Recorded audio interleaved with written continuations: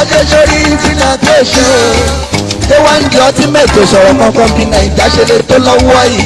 ó dẹ̀ jẹ́ Jonathan Abọ́básanjọ́ ló ń bẹ̀ pò ọ̀gá mi á ti pariwo. báwo lọ́bọ̀ ṣe sórí. báwo lọ́bọ̀ ṣe sórí tí náà tó ṣe. báwo lọ́bọ̀ ṣe sórí tí náà tó ṣe o. ṣé wọ́n ń di ọtí mẹ́tò sọ̀rọ̀ kankan bí nàìjà ṣe lè tó lọ́wọ́ yìí. ó jẹ́ Jonathan Abọ́básanjọ́ ló ń bẹ̀ pò ọ̀gá mi á ti pariwo. báwo lọ́bọ̀ ṣe sórí tí náà tó ṣe. báwo lọ́bọ̀ ṣe sórí tí náà tó ṣe. báwo lọ́bọ̀ ṣe sórí tí náà tó ṣe. ṣé wá ń di ọtí mẹ́tò sọ̀rọ̀ kankan bí nàìjà ṣe lè tó lọ́wọ́ yìí. ó dẹ̀ jẹ́ Jonathan Abọ́básanjọ́ ló ń bẹ̀ pò ọ̀gá mi á ti pariwo. báwo lọ́bọ̀ ṣe sórí tí náà tó ṣe. báwo lọ́bọ̀ ṣe sórí tí náà tó ṣe. báwo lọ́bọ̀ ṣe sórí tí náà tó ṣe o. ṣé wọ́n ń di ọtí mẹ́tò sọ̀rọ̀ kankan bí nàìjà ṣe lè tó lọ́wọ́ yìí. ó jẹ́ Jonathan Abọ́básanjọ́ ló ń bẹ̀ pò ọ̀gá mi á ti pariwo. báwo lọ́bọ̀ ṣe sórí tí náà tó ṣe.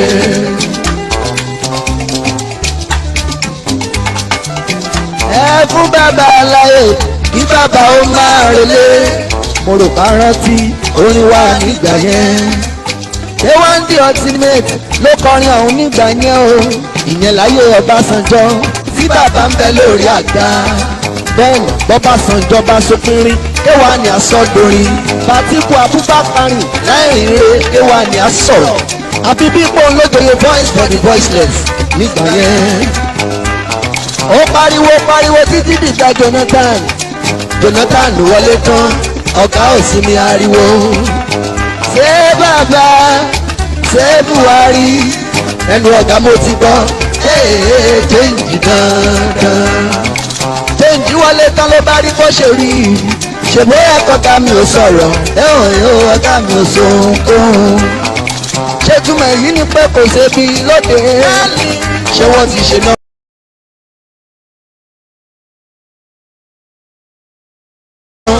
ṣéjọba yìí ti ṣomi ni. èmi kí alóde tọ̀gá mi ò sọ̀rọ̀ náà. abọ́gà mi ò sí ní nàìjíríà mọ́ ní kẹ̀jẹ́ ń gbọ́.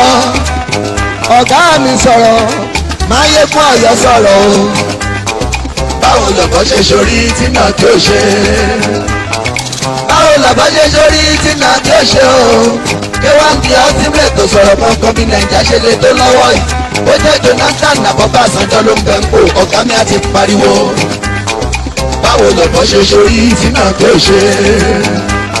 voice of the people voice of the voiceless. ẹ bá dẹ̀ jáde kẹsọ̀rọ̀ fún wa lákòókò ìsà o. ṣé bàbá ṣé Buhari. ọ̀gá mi ẹ sọ̀rọ̀ King Wasiu ẹ sọ̀rọ̀ ká gbọ́. ọ̀gá mi sọ̀rọ̀ Máyégún Ọ̀yọ́ sọ̀rọ̀ o. ìgbà Jonathan ariwo ní ló gbalẹ̀ kankan. ọ̀gá mi sọ̀rọ̀ Máyégún Ọ̀yọ́ sọ̀rọ̀ o. ìgbàyé Ọbásanjọ́ foníṣe gudugudu méje yàyà mẹ́fà o. ọ̀gá mi sọ̀rọ̀ Máyégún Ọ̀yọ́ sọ̀rọ̀ o. bí wọn ò ṣe ṣomi ẹ̀yin lẹ sọ bí wọn ò ṣe ṣe náà nu yín láti gbọ́ sílé. ọ̀gá mi sọ̀rọ̀ Máyégún Ọ̀yọ́ sọ̀rọ̀ o. bí wọ́n ṣe ń kówó jẹ ní ìgbà yẹn ẹnu ní láti gbọ́. ọ̀gá mi sọ̀rọ̀ Máyégún Ọ̀yọ́ sọ̀rọ̀ o. àbí Nàìjíríà ti dára ju ti gbà yẹn lọ ni Máyégún ọ̀gá mi sọ̀rọ̀ sókè. ọ̀gá mi sọ̀rọ̀ Máyégún Ọ̀yọ́ sọ̀rọ̀ o. ṣé kì í ṣe pé ọlọ́rọ̀ ayé tún ń bá wọn wà wúre ṣá. ọ̀gá mi sọ̀rọ̀ Máyégún Ọ̀yọ́ sọ̀rọ̀ o. ṣé wọ́n ń di ultimate ọ̀gá ẹ̀ sọ̀rọ̀ sókè afẹ́gbóhùn rẹ̀ ní. ọ̀gá mi sọ̀rọ̀ Máyégún Ọ̀yọ́ sọ̀rọ̀ o. ọ̀gá mi sọ̀rọ̀ Máyégún Ọ̀yọ́ sọ̀rọ̀. ọ̀gá mi sọ̀rọ̀ Máyégún Ọ̀yọ́ sọ̀rọ̀ o. báwo lọ́bọ̀ ṣe sórí tí náà kí o ṣe. báwo lọ́bọ̀ ṣe sórí tí náà kí o ṣe o. ké wá ń di ọtí mẹ́tò sọ̀rọ̀ kankan bí nàìjíríà ṣe lè tó lọ́wọ́ yìí. ó jẹ́ Jonathan Abọ́básanjọ́ ló ń bẹ̀ ń pò ọ̀gá mi á ti pariwo. báwo lọ́bọ̀ ṣe sórí tí náà kí o ṣe. báwo lọ́bọ̀ ṣe sórí tí náà kí o ṣe. báwo lọ́bọ̀ ṣe sórí tí náà kí o ṣe o. ké wá ń di ọtí mẹ́tò sọ̀rọ̀ kankan bí nàìjíríà ṣe lè tó lọ́wọ́ yìí. ó jẹ́ Jonathan àbọ̀básanjọ́ ló ń bẹ̀ ń pò ọ̀gá mi àti pariwo. báwo lọ́bọ̀ ṣe sórí tí náà kí ó ṣe. báwo lọ́bọ̀ ṣe sórí tí náà kí ó ṣe. báwo lọ́bọ̀ ṣe sórí tí náà kí ó ṣe o. pé wá ń di ultimate sọ̀rọ̀ kankan bí náà kí ó ṣe. báwo lọ́bọ̀ ṣe sórí tí náà kí ó ṣe o. pé wá ń di ultimate sọ̀rọ̀ kankan bí Naija ṣe lè tó lọ́wọ́ yìí. ó dẹ̀ jẹ́ Jonathan àbọ̀básanjọ́ ló ń bẹ̀ ń pò ọ̀gá mi àti pariwo. báwo lọ́bọ̀ ṣe sórí tí náà kí ó ṣe. báwo lọ́bọ̀ ṣe sórí tí náà kí ó ṣe. báwo lọ́bọ̀ ṣe sórí tí náà kí ó ṣe o. pé wọ́n di ultimate sọ̀rọ̀ kankan bí Naija ṣe lè tó lọ́wọ́ yìí. ó jẹ́ Jonathan àbọ̀básanjọ́ ló ń bẹ̀ ń pò ọ̀gá mi àti pariwo. báwo lọ́bọ̀ ṣe sórí tí náà kí ó ṣe.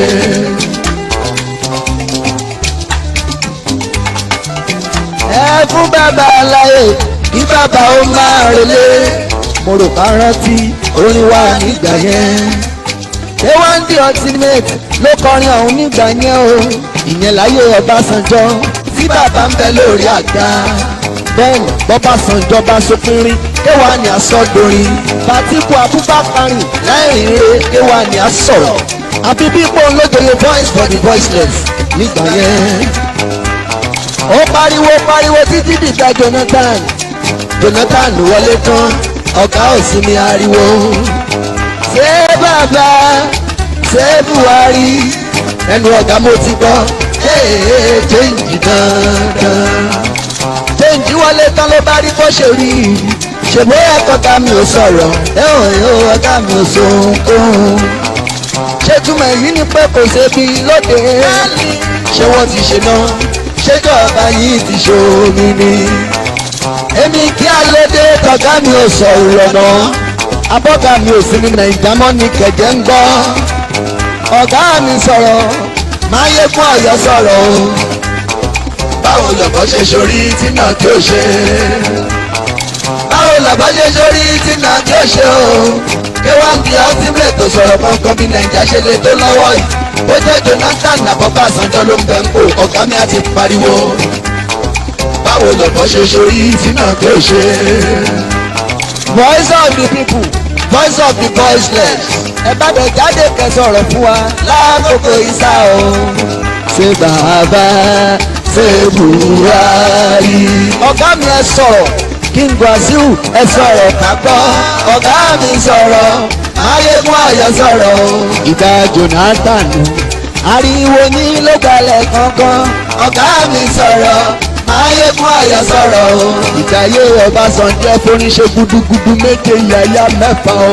ọ̀gá mi sọ̀rọ̀ Máyégún Ọ̀yọ́ sọ̀rọ̀ o. bí wọn ò ṣe ṣomi ẹ̀yin lẹ sọ bí wọn ò ṣe ṣe náà nu yín láti gbọ́. ọ̀gá mi sọ̀rọ̀ Máyégún Ọ̀yọ́ sọ̀rọ̀ o. bí wọ́n ṣe ń kówó jẹ nígbà yẹn ẹnu ní láti gbọ́. ọ̀gá mi sọ̀rọ̀ Máyégún Ọ̀yọ́ sọ̀rọ̀ o. àbí Naija ti dára ju ti gbà yẹn lọ ni Máyégún ọ̀gá mi sọ̀rọ̀ sókè.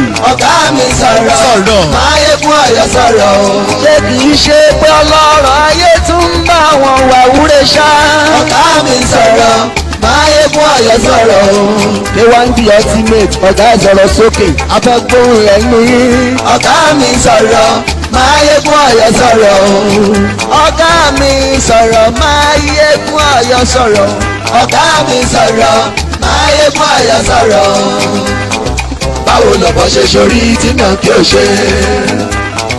báwo lọ́bọ̀ ṣe sórí tí náà kí ó ṣe o. pé wọ́n di ultimate sọ̀rọ̀ kankan bí Naija ṣe lè tó lọ́wọ́ yìí. ó jẹ́ Jonathan àbọ̀básanjọ́ ló ń bẹ̀ ń pò ọ̀gá mi àti pariwo.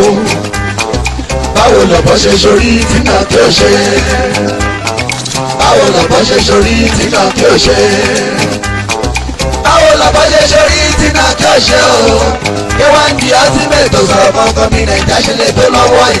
ó jẹ́ Jonathan àbọ̀básanjọ́ ló ń bẹ̀ ń pò ọ̀gá mi àti pariwo. báwo lọ́bọ̀ ṣe sórí tí náà kí ó ṣe.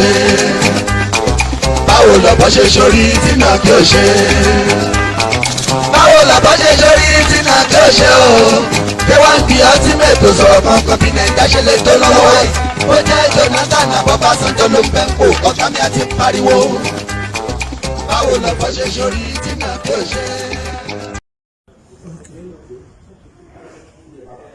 Ya mo kí gbogbo ẹ̀yin ọmọ Oòduà lóko lómi ẹ kú iṣẹ́ o, ẹ kú ìjà tá à ń jà yìí a máa gbára wa sílẹ̀ o, ẹ má jọ sùn yín o, ó ti dé góńgó. Ọ̀pọ̀lọpọ̀ náà àwọn ọmọ wa ní ẹ má jọ sùn yín, kì í ṣe táìmù tó yẹ kó sùn yín lélẹ̀, a máa gbára wa lẹ̀. Àwọn ọ̀tá wa, àwọn tó ń gbé wa, àwọn Fúlàní, àwọn tó ń support wọn ní federal government tó ń bá wọn ṣètò gbogbo ó ti ń sú wọn, wọ́n ti wá ń rí wípé ti Yorùbá yàtọ̀. Nǹkan tó ń rò fún tẹ́lẹ̀ ni pé àwa á máa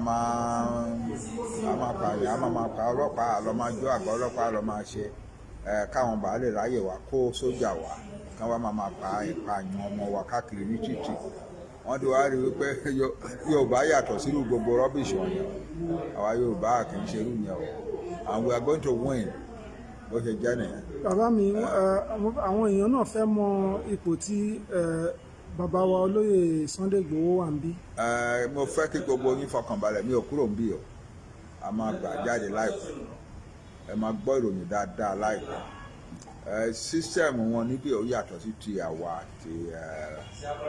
ti àwọn British tí àwa ń lò ní Nàìjíríà, ó yàtọ̀, òun ló jẹ́ kó fà á. Ara nǹkan tó túnbọ̀ jẹ́ kó pẹ́ tó báyìí ni wípé gbàrà tán mú yẹn ní kinní kan ṣẹlẹ̀ ní àwọn adájọ́ wọn bíi wọ́n máa ń gbàyè oṣù kan lọ́dọọdún, kò dẹ̀ sí nǹkan tó lè ṣe wọ́n kán má gbàyè yẹn, òjòjọ́ mẹ́ta mẹ́rin tán mú gbà táyè yẹn bẹ̀rẹ̀ yóò fọ ìbá òkú bí oṣù kan ní òsì nǹkan kan tó ń ṣẹlẹ̀, but àwọn adájọ́ wọn ti wá padà wá sí níjọ́ Friday tó kọjá. Lẹ́yìn yẹn wọ́n ti lọ sí court níjọ́ Tuesday tó kọjá ìsìn. Tuesday jẹ́jọ́ Tuesday jẹ́jọ́ so I think I move closer and closer and closer. Ọlọ́run àṣẹ o, Ọlọ́run àṣẹ. Mo fẹ́ kẹ́ fọkàn balẹ̀, àwa tá a jẹ́ bàbá ẹ̀, tá a jẹ́ bàbá yín, tá a dúró síbí, tá a rí i pé ọ̀rọ̀ ẹ̀ ó lọ bó ṣe yẹ kó lọ, a kúrò bí Ọlọ́run á dẹ̀ fún wa ṣe o. Ẹ kú iṣẹ́ o, gbogbo yín mo kí yín o. Táìmù ti tó fún Yorùbá láti kúrò ní Nàìjíríà, ká gbára wa kúrò. Irú kọ́ńtì tó yẹ kí àwa Yorùbá wà kọ́ nìyẹn. Ẹ kú iṣẹ́ náà, Ọlọ́run fún yín ṣe o. Èní ní 4 of October, so káwọn èèyàn lè mọ̀ pé Tuesday jẹjọ yẹn wọ́n á lè calculate ẹ̀ fúnra wọn, so kọ́ máa rò pé old video ní eléyìí. No, bẹ́ẹ̀ ni o ní 4th of October 2021 Tuesday jẹjọ exactly. Okay, wọ́n lọ sí court. Okay. Ẹ jọ̀ọ́ nípa ọ̀rọ̀ United Nations, ibo ni ọ̀rọ̀ wa dé dúró níbẹ̀? Ìyẹn ń lọ ọ̀rọ̀ United Nations. Àwa Yorùbá nǹkan tó wà ńbẹ̀ ni wípé àrẹ́dì ṣe rí ìjọ tí bàbá wa Awólọ́wọ̀ ní kí gbogbo èèyàn máa kọ́ àwọn ọmọ sí skul yẹn. Bóyá ni bàbá mọ̀ pé nǹkan tó tóbi tẹ́lẹ̀ yìí lòun ṣe fún Yorùbá o.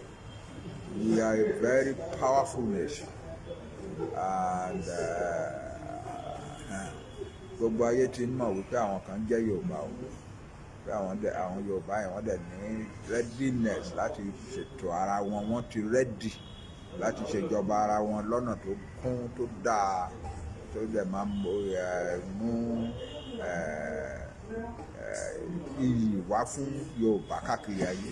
Gbogbo Yorùbá káàkiri ayé ti wá ń kóra jọ títí dé Brazil. Mo bá àwọn ará Brazil ṣèpàdé lánàá fún bí wákàtí bíi 4.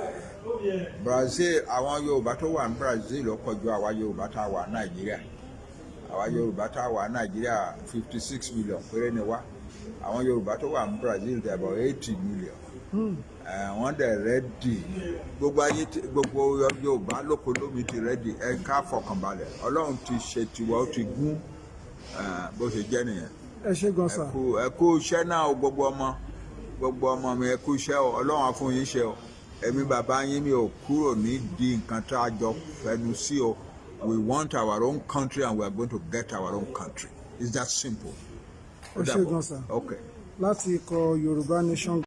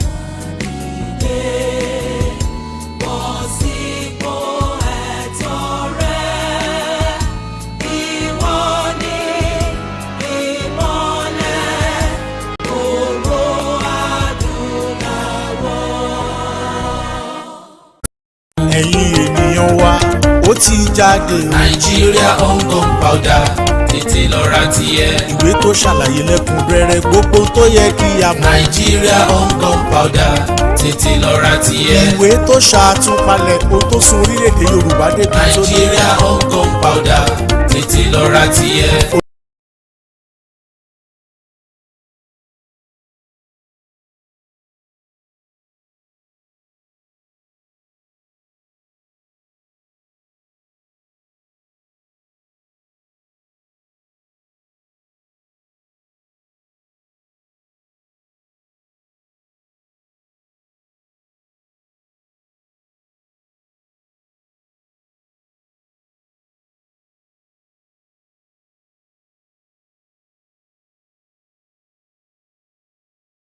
sì tó nǹkan kó dá kó má dá lòdìké ajìjàgbara ṣálẹ̀ mímọ́ sí Mr. Ládélé mútọ̀ ló ń tà ṣọ́wádẹ́ta kólódódó wa lọ bó sì tó nǹkan kó dá kó má dá.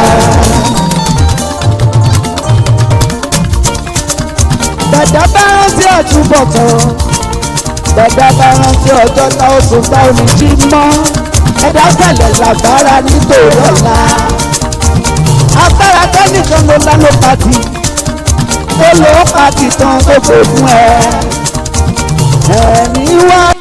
bẹ́ẹ̀ ni orí ẹyẹ nímọ̀gún ta ìṣẹ̀ ló pọ̀ ẹ ṣeun púpọ̀ mo lérò pé ẹ ti ń gbọ́ wa kìtìkìtì nílé báyìí mú kí gbogbo wa wípé a káàbọ̀ sí orí ètò lálẹ́ òní ṣe dáadáa làbálẹ̀ bọ́ọ̀lù jọjọ ṣeré lọ́dọ̀ tí ń bẹ̀ ṣe gbogbo ẹ̀ dùn ṣe ó dùn re. Mo dúpẹ́ lọ́wọ́ gbogbo ẹ̀yin olólùfẹ́ wa tí ẹ wà nílé mo dúpẹ́ pẹ́ òkun mo dúpẹ́ pẹ́ ọ̀sà ojú tí ẹ fi wò wá ò ní fọ́ bẹ́ẹ̀ náà ni títí ẹ fi ń gbọ́ wa kò ní dí o Ìjìnlẹ̀ rédíò Ìjìnlẹ̀ media and communication nílé ní orílẹ̀-èdè Turkey orúkọ tèmi kò tí ì yí padà èmi lọ́mọ yín àbúrò yín ọ̀rẹ́ yín olólùfẹ́ yín Ìjìnlẹ̀ Marcus Apẹ̀rẹ̀gbá gbogbo ilẹ̀ Turkey náà ni mo tún kí yín lónìí wípé ṣe dáadáa làbálẹ̀ o mo nígbàgbọ́ pé ẹ̀ ń gbádùn àwọn fídíò àti ọ́díò tá a ti ń jù sórí atẹ́gùn látẹ̀kan gbogbo tí à ń jù sórí afẹ́fẹ́ ó nídìí torí tí ò bá nídìí obìnrin ò kì í jẹ́ kúmọ́lú ẹ jẹ́ á bẹ̀rẹ̀ láti orí ti bàbá wa tí a kọ́kọ́ fi sórí atẹ́gùn lónìí torí ọ̀pọ̀lọpọ̀ àwọn ènìyàn ni wọ́n wò pé kí ló tiẹ̀ dé gan kí ló ṣẹlẹ̀ aroma ti ń lọlẹ̀ ó mà dàbẹ́ ni wípé iṣẹ́ kankan ò lọ lábẹ́ aṣọ ẹ ti gbọ́ láti ẹnu bàbá wípé iṣẹ́ ń lọ o iṣẹ́ ń lọ bákan méjì ni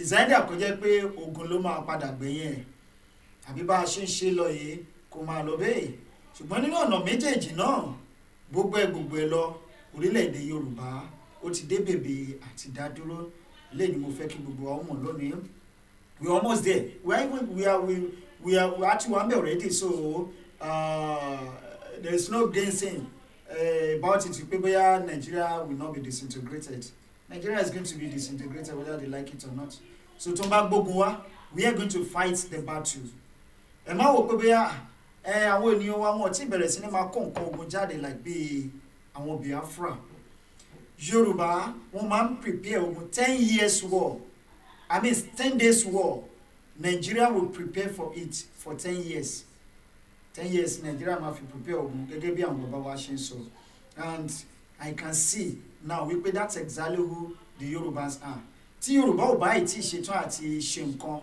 you might be thinking that maybe they are cowards the Yorubas are not cowards so we are always ready and we are up to the task tó bá jẹ́ ìjà ọlọ́pọlọ ni wọ́n á bá wa wájú wọ́n ní ogún ọdún tí ajá ti ń sáré ìrìn fàájì ní fẹ́ ṣe ogún ọdún tí ẹṣin fi ń sáré ń kọ́ ìrìn fàájì ní fún rélùwé ogún ọdún tí rélùwé tó ti ń sáré ń kọ́ ìrìn fàájì ní ò fún ọkọ̀ bàálù. So be rest assured Nigeria will soon be disintegrated very very soon. Ní gbọ́ nǹkan tó ń jẹ́ Nigeria ma if at all there is a country called Nigeria that will be the northern part of the country but will not be on our land. Yorùbá máa dá dúró ní orúkọ agbára Ọlọ́run. Mo kí gbogbo ẹ̀yin bàbá àti ìyá wa tí ẹ ti wà lójú àgbàgbé lónìí. Ẹ pé whenever we are online you're always there. Ẹ máa ń wà pẹ̀lú wa always ní 247. I really appreciate you because without you kò lè sí ètò yìí, without God kò lè sí àwa. So thank you so much and God will continue to bless you. Wípé ẹ máa always wà níbẹ̀ fún wa tá a bá ti wà ní orí ètò. And we promise that we're not going to let you down. Come rain, come shine. Yoruba nation will stand and we will continue to stand on Yoruba nation no matter the situation may be. Kò sí nǹkan tó lè divert attention wa. Is it money? Is it war? Is it sword? Is it a sword? Is it cutlass? Is it gun or whatever? So tó bá délé ní àmọ́ pé yes. People will be talking about us tomorrow. Pé no, bọ̀bọ́ yẹn try níwọ̀n bá tiẹ̀. So I have dedicated the rest of my time until we gain independence to Yoruba nation. So no more, no less. Thank you so much. Baba Wateri Omalade, thank you so much for being part of this program again tonight. I really appreciate you. Whenever we are online, you are always there. Likewise, Odua today, thank you so much. And God will continue to be with you. Iyami Atata, my beautiful, precious mom, Abeke, Akeyin, Ekabo, sí orí ètò lónìí. Ní ẹ káàbọ̀ sí orí ètò bàbá ìjìnlẹ̀. Ọlọ́run yóò mú adé ilẹ̀ ìlérí ayọ̀ àmín àṣẹ Ìdùmarè. Bàbá wa Ọlátúnjí, thank you so much. I think this is the second time you are joining our program. I want to seize this opportunity to say a big thanks to you. And I also promise that I will not let you down. Bí mo ṣe let àwọn ènìyàn wa down tàbá ti wà lórí ètò yìí. It's not about pé bóyá mímú ọ̀rọ̀ sọ àbí nǹkan kan. Or the way I say it, the way tí mo ṣe máa analyze ẹ̀ ń gbà bẹ́ẹ̀. Sometimes I make mistakes because no man is perfect, but just take it. Point tí mo kàn fẹ́ kẹ́ẹ̀dì mo ní wípé gbogbo nǹkan tí mo bá ń sọ lórí ètò yìí, any information you get from here is 100% pure. One. Then secondly, I am 100% committed to Yoruba nation or Oduduwa nation. I am no more for Nigeria government or Nigeria as a nation. My life, my thought, everything about me is Yoruba nation or Oduduwa nation. Itobawu kekpe nínú méjèèjì. I am 1001% for Oduduwa. Thank you so much. Only good evening. Olotu, how are you, sir? I am pretty fine, sir. And you at home? Yeah, we are going to enjoy this program tonight as usual. Bí a ṣe ṣe tẹ́lẹ̀ láti ẹ̀yìn wá. Àwọn tó mọ̀ wá mọ̀ wá. Bàbá mi Ọládìméjì, ọlọ́wọ́ bọ́tìnì lókè lọ́hùn Àkàndùn ní mú yín lọ́wọ́ mo rí ọwọ́ yín lórí ètò yìí lónìí. God bless you and God will continue to bless you. The best admin of the year. Here one Dr. Lara Shodunola, thank you so much. Wọ́n ní ọ̀gá ẹ ti jẹ́ dòdò. Ọ̀gá ẹ ti jẹ́ dòdò ní o ṣe sọ̀rọ̀. Wọ́n ní ọ̀gá ẹ ti jẹ́ dòdò ní o ṣe sọ̀rọ̀. Yeah. Because tí o bá ti ọwọ́ ẹ̀ bọ́ ṣọlọ, èèyàn nílè sọ̀rọ̀ mọ́ because you're not doing it the right way. Only show me your friend and I will tell you who you are. K1 the ultimate has become something else. So it's not part of us anyway, and we don't want him to be part of us. So that kò ní pollute wa, kò ní contaminate nǹkan tá a ṣe, kò ní destroy nǹkan tá a ṣe yìí, so kò ní gbàbọ̀dé bá wa. So let's allow K1 the ultimate to go his own direction. Yawa Dr. Wani Eku Ishe Takuntakun. Thank you. Yawa Yetade Blessing. One good evening, Mr. Ijile. More grace to your elbow. Happy graceful birthday to Imole Yoruba Nation in advance. You Sunday Igboho Adeyemo. Freedom is yours in Jesus' name. Amen. One program shared. Thank you so much. Ọwọ́ tí ẹ fi share ètò yìí lónìí Àkàndùn ní mú wa láṣẹ Ọlọ́run ọba. Gbogbo ẹ̀yin tí ẹ wò wá lágbára lọ́wọ́ Ọlọ́run. Èyí tó kù kọ́dún yóò parí, ẹ ò ní sunkún lórí aya, ẹ ní sunkún lórí ọmọ. Bẹ́ẹ̀ náà ni ẹ ní sunkún lórí ọkọ o. Inú àlàáfíà, inú ọlá, inú òun ọlá, báyìí ni a ti máa lò. Aṣọdúnmọ́dún ní ìtawọ̀, aṣọdúnmọ́dún, aṣòròmọ́rò, báyìí ní ìtawọ̀, aṣòròmọ́rò. Akanamagbo báyìí kì í pọdún jẹ, a ò ní pọdún jẹ láṣẹ lọ́wọ́ Ọlọ́run ọba. Odò àtidé, thank you once again. Dave K.A. Glory, wọ́n ní Almighty, wọ́n ní àmín. Ìyàwó Àbẹ̀kẹ́, wọ́n ní ẹkú ètò olóòtú odò àgbèwà kò ní gbé ọ̀dàlẹ̀ àṣẹ wá. mo folúwakẹ́ olúgẹ̀yà wa tún kéyìn ẹ káàbọ̀ sí orí ètò lónìí mo ní ẹ̀ka alẹ́sà bàbá ìjìnlẹ̀ ẹ̀kọ́ iṣẹ́ kò ní rẹ̀ yín ọ̀kankan nínú yín kò ní rẹ̀ ọ̀kankan nínú yín láṣẹ ọlọ́run yóò mú máa ràn wá lọ́wọ́ àmín àṣẹ Èdùmàrè. Fatu Alimi, thank you, I sight you there, God bless you. Ezekiel Adejumo, God bless you. Mo rí gbogbo yín pátápátá ní orí ètò yìí lónìí ẹ bá wa share. Now, what are we talking about tonight? What are we discussing? Ẹ̀yin tẹ́ wà lórí rédíò náà, Akinyo, thank you so much. Yes, the radio is not properly working now, so we're working on it. Bear with us. Ẹ̀yin tí ẹ bá ní àǹfààní láti gbọ́ rédíò wa for quite some times now, so we're working on it.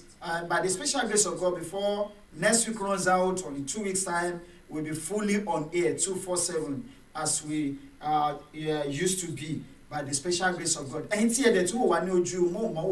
God bless you as well. Thank you so much. Just share this program, like it, and let's enjoy it together. Now, what are we discussing again tonight? It's all about Yoruba or Oduduwa independence. We're talking about Oduduwa nation. You know what we are passing through? You know what we have been passing through? And you know what we are going through? And life back on, you also know if we should continue together as one nation with Nigeria, you know what we are going to face again tomorrow. You can imagine now. Nigeria, so because the Southerners want to pass a anti-open grazing law. Now the federal government now is backing the Miyetti to go to the law court. The court of law. You make him all sue our southern governors. Meanwhile, there are some governors in the north. Here want to pass the anti-open grazing law. Want to pass it. The governments are not doing, they are not saying anything about it, but anything to bat get southerners. So now you cannot imagine. In country of shit to Oraje won't protect it. See what your means of living, you're trying to protect it, destroying others at the expense of the others. You won't destroy it here. You won't feel bit here. One year you can feel more ni Yoruba man. How come? So if you get in Nigeria, a one feel more if you care a con. Otomi is anyway. We should appreciate Buhari for doing that, because if Buhari is not doing that, we want our nation. So Ọlọ́run á dẹ̀ jẹ́ kí ó máa continue like that. Yes, àwọn kan ti ń sọ̀rọ̀, wọ́n ti ń ṣe gbogbo ẹ̀ pé there's reason for it, kìnìkan blah blah blah, and some of the reasons ni wípé they have the right to do that. We are not saying they don't have the right to do that. They have the right to go to the law court to defend or to ask for redress in the law court because it's their civil rights. But it won't need the federal government of Nigeria to want support him. Sherry, most of our country and so until it gets to that level, we pay in country and so we pay is true. But I just pray we pay come on peju we pay in country and so we pay low Tony. Because come 2022, if there is no civil war, see Nigeria Bashiwa Neo till 2002. If there is no civil war in Nigeria that will lead to the disintegration of Nigeria, I can 100% assure you that in 2023 there is going to be a serious war in Nigeria. We cannot avoid it, but it's better we sit down now on the round table and talk our ways out. How do we, are we still, do we still want to be part of this country, or we don't want to be part of the country? Yes, bilateral relationship on mutual agreement. That is okay. There's going to be mutual agreement between us. Bilateral relationship will be on between your country and our country. no problem about that. A lè fún wọn ní free port whatever kí ni wọ́n máa ń pè é ẹ̀yin tí ẹ̀ ṣiṣẹ́ ní kinní so a lè fún wọn ok tẹ́ bá ti rajà wá a máa gba tax bí kékeré so ẹ lè kó ẹrù yín wọlé ẹ lè kó ẹrù yín jáde ẹ lè ṣe gbogbo ẹ lè ṣe gbá ẹ lè ṣàwo but we are going to control our country, our economy and our resources. Everything concerning us, even our name will be different. Whether you are a Yoruba man or you are a Hausa man, you marry Yoruba lady, or a Yoruba lady married to an Hausa man, or an Hausa lady married to a Yoruba man. At least there are some people in America, they married to Africans. So a lè fi ọmọ wa fẹ́yàwó a lè ní company nílùú ara wa a lè ṣe gbogbo ẹ̀. Is it that now or later we are going to sit down on the round table? But why don't we do it now to avoid shedding of blood? Mo mọ̀ wípé Ọlọ́run máa ṣe wọn ní ọkàn le until ẹ mọ̀ pé tí wọ́n bá dẹ̀ ti ń ṣe bẹ́ẹ̀ God is ready to destroy their race. Because there is no how, no way, there is no amount of ammunition tí wọ́n lè gather, tí wọ́n lè defeat wa. That is one thing I am very sure about. I am very, very sure about it. Pé kò sí ammunition tí wọ́n lè kójọ, tí wọ́n lè defeat wa. We are going to conquer this war. Because we know that they are calling for war now. Because tí wọ́n pè fún nìyẹn, wọ́n pè fún ogun pé okay, kò sí wàhálà. Tẹ́ bá ní dodo ẹ lọ, ẹ jẹ́ ká bọ́ sí battlefield. Let's see how it goes. Wọ́n lè ní backup UK àbí backup America, but ẹ má gbàgbé pé America never won a war, a single war. America ò win war kan rí, right from the bó ṣe kó ammunition jọ tó wọn ò win war kan rí. Wọn ò win war rí, ẹ lọ check history. Propaganda lọ̀rọ̀ wọn, propaganda ló máa fi win ogun. America ló dúró wọ́n náà wọn báyìí kan máa jà lókun win. Now, the way tí Britain tí wọ́n fi ń lé fún kankan ní pé ọ̀nà àmọ̀rùmọ̀kọ́rọ́ yìí, Britain did not colonize us. We signed pact with Britain, with British government. We signed pact with them. They never colonized us. So tí ẹ bá mọ̀ ẹ̀yin tẹ́ ń pera yín lórí tẹ́ ní kíní yìí ẹ lọ ṣẹ́ẹ̀kẹ́ dáadáa. Lóòótọ́ wọ́n lè má tí bí wá ń gbà yẹn ṣùgbọ́n wọ́n ní bí ọmọdé ò bá bá ìtàn á bá àrọ́bá ní bàbá àtàn. Now we need to put an end to it now. It's either we sit down on the round table now, let's iron things out.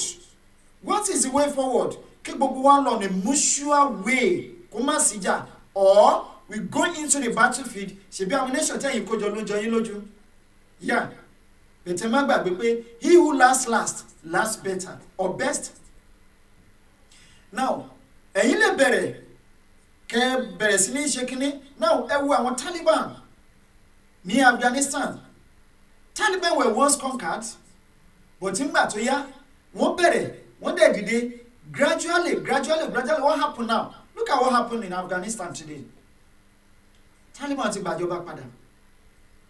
You might be thinking that maybe if you don't know the history, you pé Taliban kìnìkan, you are Muslims like Taliban, you are terrorists like Talibans. Yes, we have Muslims, lọ́dọ̀ tiwa, but our Muslims are not terrorists like yours. Because I have Muslims in my family, and we have Christians in my family as well. And we live together. Pẹ̀lú àwọn ẹlẹ́sìn bàbá wa, they live together in harmony. They wine and dine together. They host meeting together and all that. That is bí Ọlọ́run ṣe create Yorùbá nìyẹn. So you might be thinking that maybe Afghanistan kìnìkan, Afghanistan is Afghanistan. So don't compare Afghanistan with us. We are going to win this war. If you want to go to the war with us, no problem. Let's continue. Although we are not calling for war anyway, we are not praying for war. Because no matter how, even thousands of lives, we go for it. And who knows, among those thousands of wars, thousands of lives, I want to so that is why I never prayed for war. But we need to stand up now, especially we Yorubas, to defend our race. Wherever you are, whatever you're doing, whoever you are, and wherever you are, because anything can happen to you. I think I have a video here. I think, let me start with that.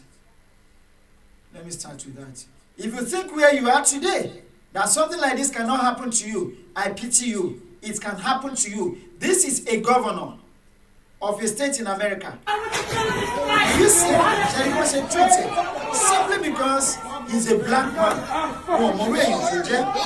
Look at the way he's being treated. That's the governor of Nevada in US. Security. He was going to attend a meeting. What are you doing? Look at him. Later, when they discovered that he's the governor of a state, they started apologizing. What do you guys think you're doing? What do you guys think you're doing?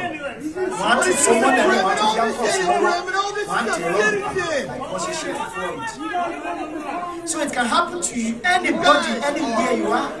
So it's better you stand up now as Omo Koile Yoruba to stand up for your race. Stand up for your race. Whether you're in Cuba, you're in Brazil, as long as you know that your ancestors are from Yoruba land, rise up now. Let's fight this battle together. Because we have a place for you. Our land belongs to you.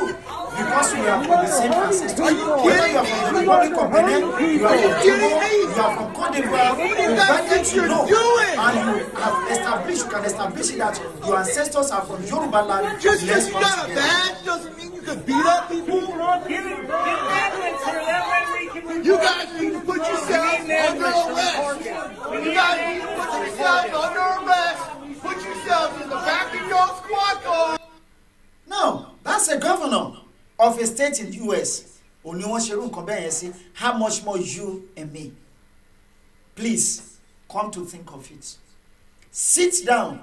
Kó wo orí gẹ́gẹ́ bí ọmọlúwàbí ṣe ń rori. Gẹ́gẹ́ bí akọni bó ṣe ń rori. Akọni, a warrior, will always put his country first ahead of himself. A warrior doesn't value his own life, but a warrior will always value the life of his community, of his town, of his village, of his family, of his country before his own life. And that is how it should be. If you value your country before yourself, then you will have that zeal to serve with all your strength, with your mind, with your own life. Let us value Oduduwa nation before us. It's a pity today that some people value their lives more than any other thing. Some people even value money. After money, their lives first. Then after their life is money. So they don't bloody care whether they kill their people or whatever. They don't care. Because say it's okay wọ́n pẹ̀lú ẹ̀. Ṣùgbọ́n ilẹ̀ wa wọ́n ní ti ẹni ní tẹ́ni tí kìsà ní ti àtàn. Now, the Fulani people are defending themselves. They are defending their people. The Fulani government, they are defending their people. To the extent that they wọ́n gbà wípé kí ẹran wọn kó bà gbogbo ohun ìní wa jẹ́ pátá ní south ká má rí oúnjẹ jẹ ju wípé ká tiẹ̀ stop wọn. One day it's going to cause unemployment among the headers. Now, who owns the economy of the country? Where do you get where do you get money from in the country? Is it through the cows or through our resources in the southern part of the country? So kò sí ètò kan wọn bóyá wà là ń generate more revenue sápò Nàìjíríà kò sí ètò kan wọn. How much làwọn headers yìí tí wọ́n generate sápò government Nàìjíríà? They are generating nothing because they are not paying tax. But despite the fact wípé àwa ò rí nǹkan kan ṣe mọ́ lóko wa, the little tá bá tún mú lọ sọ́jà, we pay tax on it every day. Àwọn ìyá lọ́jà tí wọ́n lọ ta nǹkan lọ́jà, àwọn òṣìṣẹ́ local government wá ti dúró sọ́nà dè wọ́n, ó yá ìyá ẹja tíkẹ́ẹ̀tì 10 naira, 20 naira, 100 naira tí wọ́n san yẹn, that is tax. Ara owó yìí ni wọ́n kó jọ papọ̀ tí wọ́n kó lọ sí Abuja, tí wọ́n kó lọ sí north, wọ́n fi túlù wọn ṣe. So why don't we stand on our own? Gbogbo àwọn tax táwa generate àwọn revenue tá generate tá kó lọ sí north tá fi túlù wọn ṣe. Ká ṣe kíni? ká lò sí ìlú ara wa. They are defending themselves, they are defending their people, but we are not trying to defend our people. That is disheartening. Now, I have something here. I think I told you yesterday we are going to play as many videos as possible today. Naturally, educate our. We have more than 1 million reasons. More than 1 million reasons. Tí a ṣe gbọ́dọ̀ disintegrate Nigeria. I was discussing with an elderly woman. Was it 3 days ago or so? The woman is from Kogi State. Wọ́n sọ ọ̀rọ̀ ilẹ̀kùn nínú àwọn nǹkan tí Yorùbá Kogi tí wọ́n ní. Àbí àwọn gọ́ọ̀mẹ̀ntì bí wọ́n ṣe ń ṣe mẹ́. Now, àwọn olórí wa gẹ́gẹ́ bí àwọn bàbá àtàwọn ìyá wa. Here in Turkey, where I am today, if you are 60 years old, from 55 years upward, if you are traveling from Lagos to Abuja, you are not going to pay a dime, provided about in work or government. To buy your government, lẹ́wọ̀n, train to lọ from one city to another, from one state to another. You have your special card. Once you are 55 upward, only a government mama son for him. And so on and so forth. What do they have in Turkey? As at 1999, when there was earthquake, took by over 35,000 people. They're talking. Nigerian government gave money to Turkish government without collecting it back. Nigeria was a bit okay then. In the 70s, the king of Saudi Arabia and his families, his family members, one man was in Nigeria, one was in UCH in Ibadan. Láti wá máa gba treatment. Now go to UCH in Ibadan. Kalawo State UCH in Ibadan.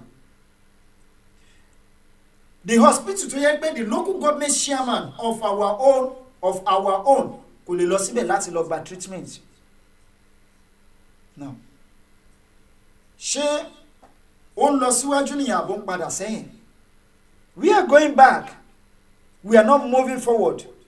But I can assure you that if we stand on our own today, and they suffer for 2 years, and they suffer for 1 year, and they suffer and they even decide, okay, ẹ jẹ́ kí a tún lu àṣekájì there for like 5 years. Now, a value 5 years. See how many years letting jìyà since 1999. Kátẹ́ sọ pé 1999 la bọ́ sí ìjọba tiwantiwa. To date, 22 years ago, láti wà nínú hílàhílo rògbòdìyàn yìí. Kátẹ́ sọ pé tàtẹ̀yìnwá pé àwọn ìjọba ológun ló rule. But we are under democracy, the government of the people, by the people and for the people. Tá ń jìyà tó tó yìí, you cannot talk. Government ní rédíò gbọ́dọ̀, wọn ò gbọ́dọ̀ interview àwọn freedom for àwọn human rights activists. Do you have freedom in that country? Ẹ jẹ́ kí n gbọ́ fídíò bàbá. A queen for audition that you are the from 3 me. I never beg for favors. We just have to go. Oh God, let's go. But before I go, I want to substantiate my claim of saying Nigeria is a big lie. Please listen to Tafawa Balewa. Nigeria. Now, ẹ̀yin tẹ́ ń believe pé Nigeria, the unity of Nigeria is not negotiable. Listen to Tafawa Balewa, listen to Nnamdi Azikiwe, and listen to Baba Obafemi Awolowo. Nǹkan tí wọ́n sọ. Nnamdi Azikiwe regretted his action in 1953 for kicking against Obafemi Awolowo láti mú clause yẹn sínú constitution wa ní 1953-1954 wípé any component region tí kò bá wà satisfied pẹ̀lú bí wọ́n ṣe ń run government ní Nàìjíríà tá fẹ́ ṣẹ̀ṣẹ̀ go into marriage yìí pé kó wà nínú ẹ̀ pé they have the right to secede. Nnamdi Azikiwe kicked against it. Nígbà tójú ẹ̀ wá já barely after the independence ó regret action ẹ̀. Now, everyone consider for Balewa sọ before in even 1948 ó ní bàbá yìí fẹ́ sọ yìí ẹ̀yin tẹ́ sì believe pé together we are one. United we stand. The reverse is the case in Nigeria. United we fall, divided we stand. That is how it is now in Nigeria. Because they don't care who you are. They don't bloody care who your religion is, or they don't care who your tribe is, or whatever. What they want is what they want. They want to achieve it by all means. By taking over your land, killing your people, destroying your properties, and they don't give you a chance to talk. And you keep, calling for one nation. Must you beg for power? You are begging them to give you power. In 2023, are you in the right shape? Am I in low foul language? Show things straight, Isha. This is terrible. Yeah, blessing. One breaking news. Government Q3 in Anambra. When will this come to an end? It won't come to an end until Nigeria is totally disintegrated. If someone tells you that it's going to come to an end, man, forget about it. The person is trying to deceive you, or he's trying to put your mind at rest. It's happening in the east now. Our own turn is coming. Because it can only get hotter. It cannot get colder. It can only get hotter. It can only get hotter, rather. Because won't agree, won't accept it. Say they believe that what they want is what they want. And we will never bow to this pressure. So it's better we guide against it now. Let all of us, especially those people who call themselves leaders, I call them rulers anyway, because they don't have the qualities, not even a single quality of a good leader. They are just rulers, mere rulers. Because they are power drunk. They believe in power, they believe in what they do. Ashegbeni, that is what they don't know. Because anything that has beginning must come to an end one day. It must surely come to an end. Lala to losoke ni ile lombo. To ba de tun losoke tí ó bá padà wálẹ̀ mọ́, ara àrìnrà ló máa rìn. So that is it. They should sit down now. Think about their past, where they started from. Where were they before they started this journey? Now where they are now. Who were those people to Wambe before they got there? And where are those people today? They should think about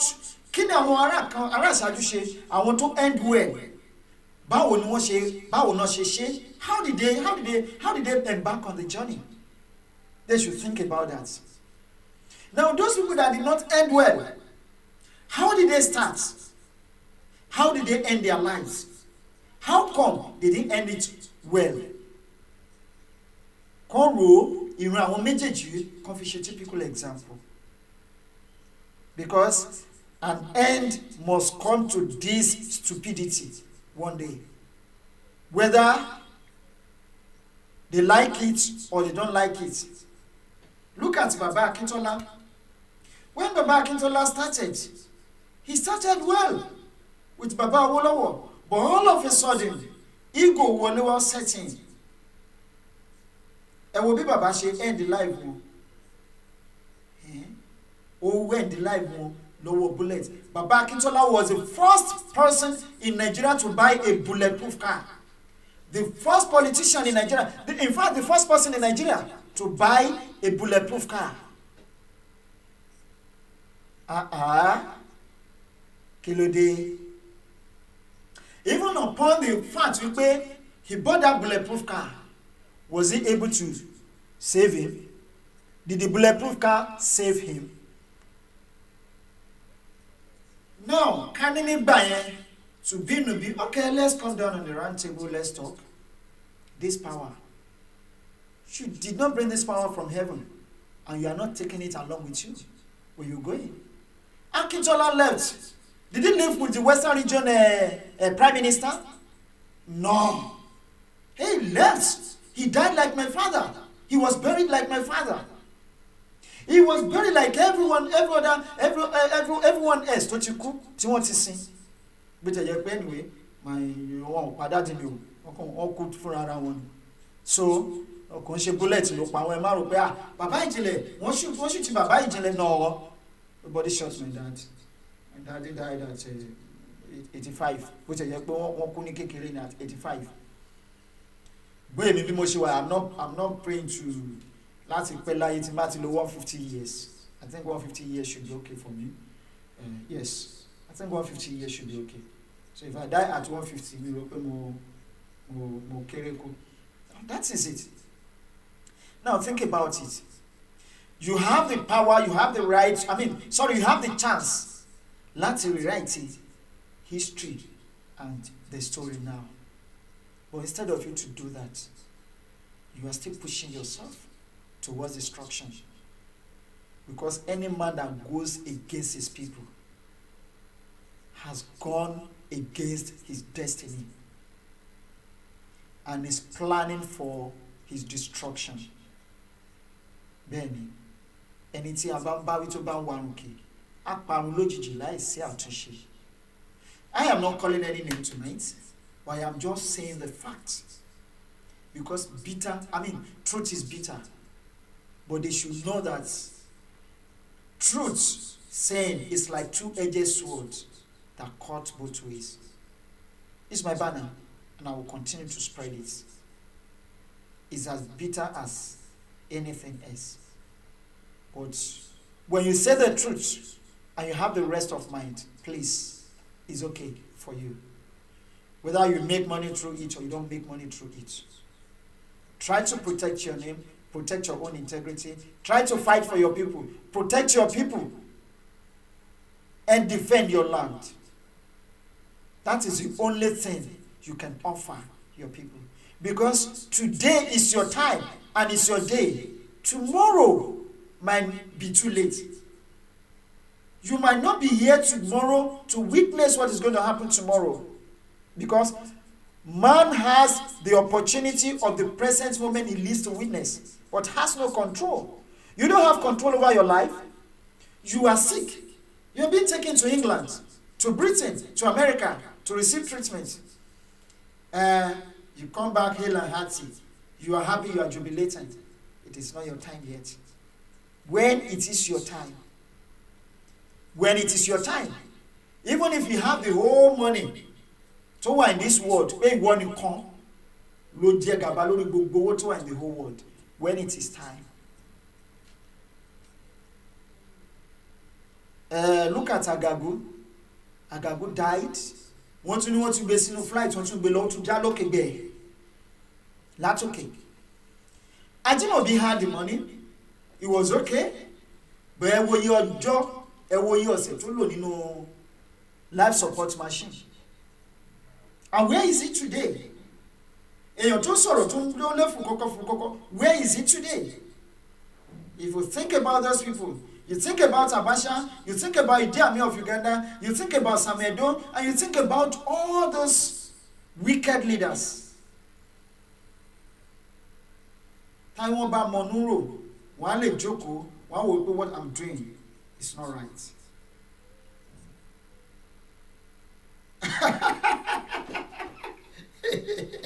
Àbáwá yóò láti méjì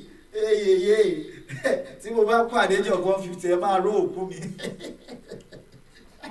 ìkànnì yìí ò ẹ̀dá bẹ́ẹ̀ ti ẹ̀dá rárá ó da àṣebẹ́ṣe nífẹ̀ẹ́ mi tó leléyìí mo bá kó àdéjọ 450 ẹ tún ró òkú mi ìyẹn ni pé mo kú ní kékeré ni ẹ. Okay, how many years lẹ́yìn fẹ́ lò? Ẹ lò 850 years. Wow. Thank you so much. I'm going to play that video. I'm enjoy it. But about sorrow and let's analyze our own. Ẹ má bínú pé ẹjọ́ mi pọ̀ o láti pọ̀ ẹjọ́ torí Ọlọ́run. Ìyá wa Khadija ẹ ṣé púpọ̀. Fadu Alime, thank you so much for that love sign. Yawa Yitade blessing, breaking is okay. Odatide, thank you so much. Yawa Kabiru, amen. Olayori Dangote, wọ́n ní Mr. Marcus ẹ̀kọ́ ètò ọlọ́run yóò gbé wa dé ilẹ̀ ìlérí láyọ̀. Ọba tó mú àwọn ọmọ Ísírẹ́lì kúrò lóko ẹrú Fíráúnà yóò mú wa kúrò lóko ẹrú àwọn olóṣèlú wa. Àmín. Baba Olatunji, when that's the country we found ourselves, but I believe we are going to have our country back, inshallah. Inshallah, I have to get the country back. Because sir, when someone is sick, tí o mọ̀ wípé òun ṣàìsàn, then ẹ lọ wá díẹ̀ dáadáa, irú wọn ò kí ń rí ọ̀nà àbáyọ sí àìsàn tí wọ́n tó ń ṣe wọ́n. Because kò ní mọ irú òògùn tó máa lò. Ìgbà tó rí fọ́ èèyàn, téèyàn ò mọ̀ pé òun ṣàìsàn, ó kàn ṣe rìn kí ló ń ṣe mí ò mọ̀. Ó ṣeéṣe kí wọ́n fún ní oògùn inú. Ó dẹ̀ ṣeéṣe kó gbòdì nínú ẹ̀ kó padà ṣe kínní. Ṣùgbọ́n when you are sick and you know that you are sick, then try to identify the kind of sickness tó ń bẹ ìfira. And once you identify the kind of sickness tó ń bẹ ẹja, then o ti ṣẹ́gun 50%. The next step ni wípé is to work towards bó ṣe máa get healed. Tó bá ti mọ orú òògùn tó máa lò, ó ti tún àbùṣebùṣe tí ò bá ìtì to time tó lọ́jọ́ máa dé o, because àìsàn láwò ẹ̀dá kan kì í wo ọlọ́jọ́. So Ọlọ́run ti tọ́ wa sọ́nà, Ọlọ́run fún wa ní ọpọlọ already tẹ́lẹ̀, Ọlọ́run fún wa ní ọgbọ́n, Ọlọ́run dẹ̀ tún ti ṣí wa lójú pé a wà nínú ìgbèkùn. Ó wá kù sí wa lọ́wọ́ wípé are we ready to move out of this bondage? If we are ready, then, and I believe that we are ready. That is why I am here tonight. That is why you people are there tonight. Láti máa gbọ́, okay, kí ni nǹkan tó tún ṣẹlẹ̀, kí ni new development, kí ni nǹkan tẹ́lẹ̀ advice kí la lè ṣe. So, ẹ ṣeun púpọ̀. Thank you so much. Until you get to come to wa padà, no doubt about that. Ọbọ̀ọ́lá di méjì.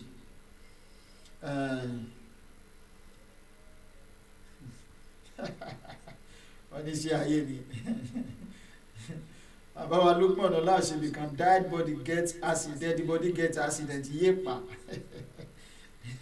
Wọ́n ní ṣe ayé, we dey enjoy your show, carry go, thank you so much, may God Almighty be with you, sir. You will not die young, amen, and you too. Yeah, ṣùgbọ́n Yorùbá ní pípẹ́ láyé ò tó nǹkan, ohun tí àgbélé ayé ṣe òun ló ṣe pàtàkì jù.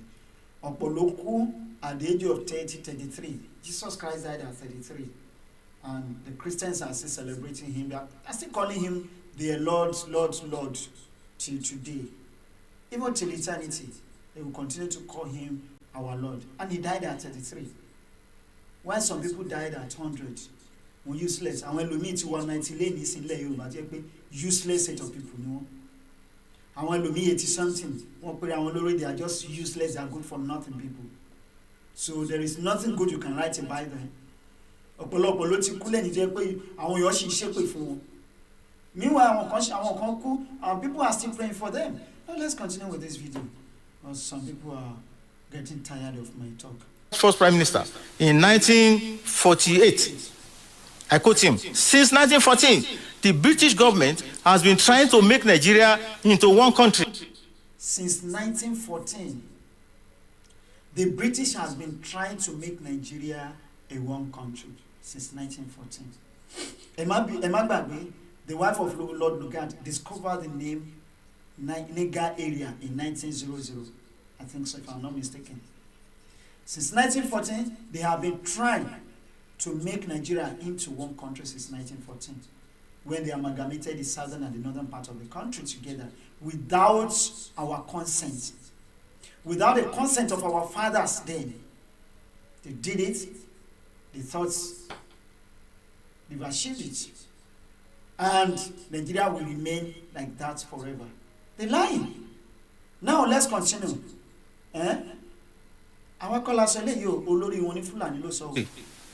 But the Nigerian people themselves are historically different. Now, historically, we are different, entirely, totally different. If we look at the story of Yoruba, the history of Yorubas, the history of Yoruba people completely different from the history of Igbo. The history of Igbo is different from the history of Hausa. The same thing, Tifi and all that. We have different history. So, and you want us to live together in harmony? No. The Yorubas are known as peace-loving people. Gẹ́gẹ́ bí Ashemo. And these Fulani are violent people. They are nomadic. They live that nomadic life. They have been like that since time immemorial. I mean, say immemorial or whatever. Time immemorial or whatever. So, we are not the same. Taloa Soipe, Nigeria should remain as one nation. In their backgrounds, religious beliefs and customs. Religious beliefs. I said it earlier on today that in Nigeria, nílẹ̀ Yorùbá, nínú family kan ẹ lè rí àwọn tó ń sin oríṣiríṣi ẹ̀sìn mẹ́wàá nínú that same family. Wọ́n á dẹ̀jọ jókòó wọn máa jẹun àjọ máa sọ̀rọ̀. Ẹlẹ́sìn Kìrìsìtẹ́nì, ẹlẹ́sìn Mùsùlùmí, ẹlẹ́sìn àbáláyé. Lẹ́yìn láàárín àwọn ẹlẹ́sìn àbáláyé ẹ lè rí àwọn tó ń ṣe ẹ̀sìn bíi 5-6 tó dẹ̀ jẹ́ pé ọmọ bàbá kan náà ni wọ́n. Wọ́n bára wọn jà. So belief wa yàtọ̀. But tí wọ́n ní pé if you are a Muslim to back convert to another religion, o ti deserve láti kú, wọ́n láti pa ẹni. Ó ní ìwọ kò gbọ́dọ̀ pa ènìyàn ní Bible sọ. Ẹ̀sìn Islam lọ́dọ̀ tiwa wọ́n máa sọ pé salamu alaikum. Àlàáfíà ló ń jẹ́ bẹ́ẹ̀ ẹ̀sìn àlàáfíà ló wá mọ̀ sí. Bẹ́ẹ̀ lọ́dọ̀ tiwọn you must kill to get to Al-Jannah. So, share religious belief, show the same. Not the same. We are totally different in any way. And do not show themselves any signs or willingness to unite. Láti 1948 ló ti sọ̀rọ̀ yìí, kò sí sign kankan láàrin wa tó show wípé are ready láti unite. So ṣé ń sìn tó jẹ́ pé wọ́n ti diversify everything as in wọ́n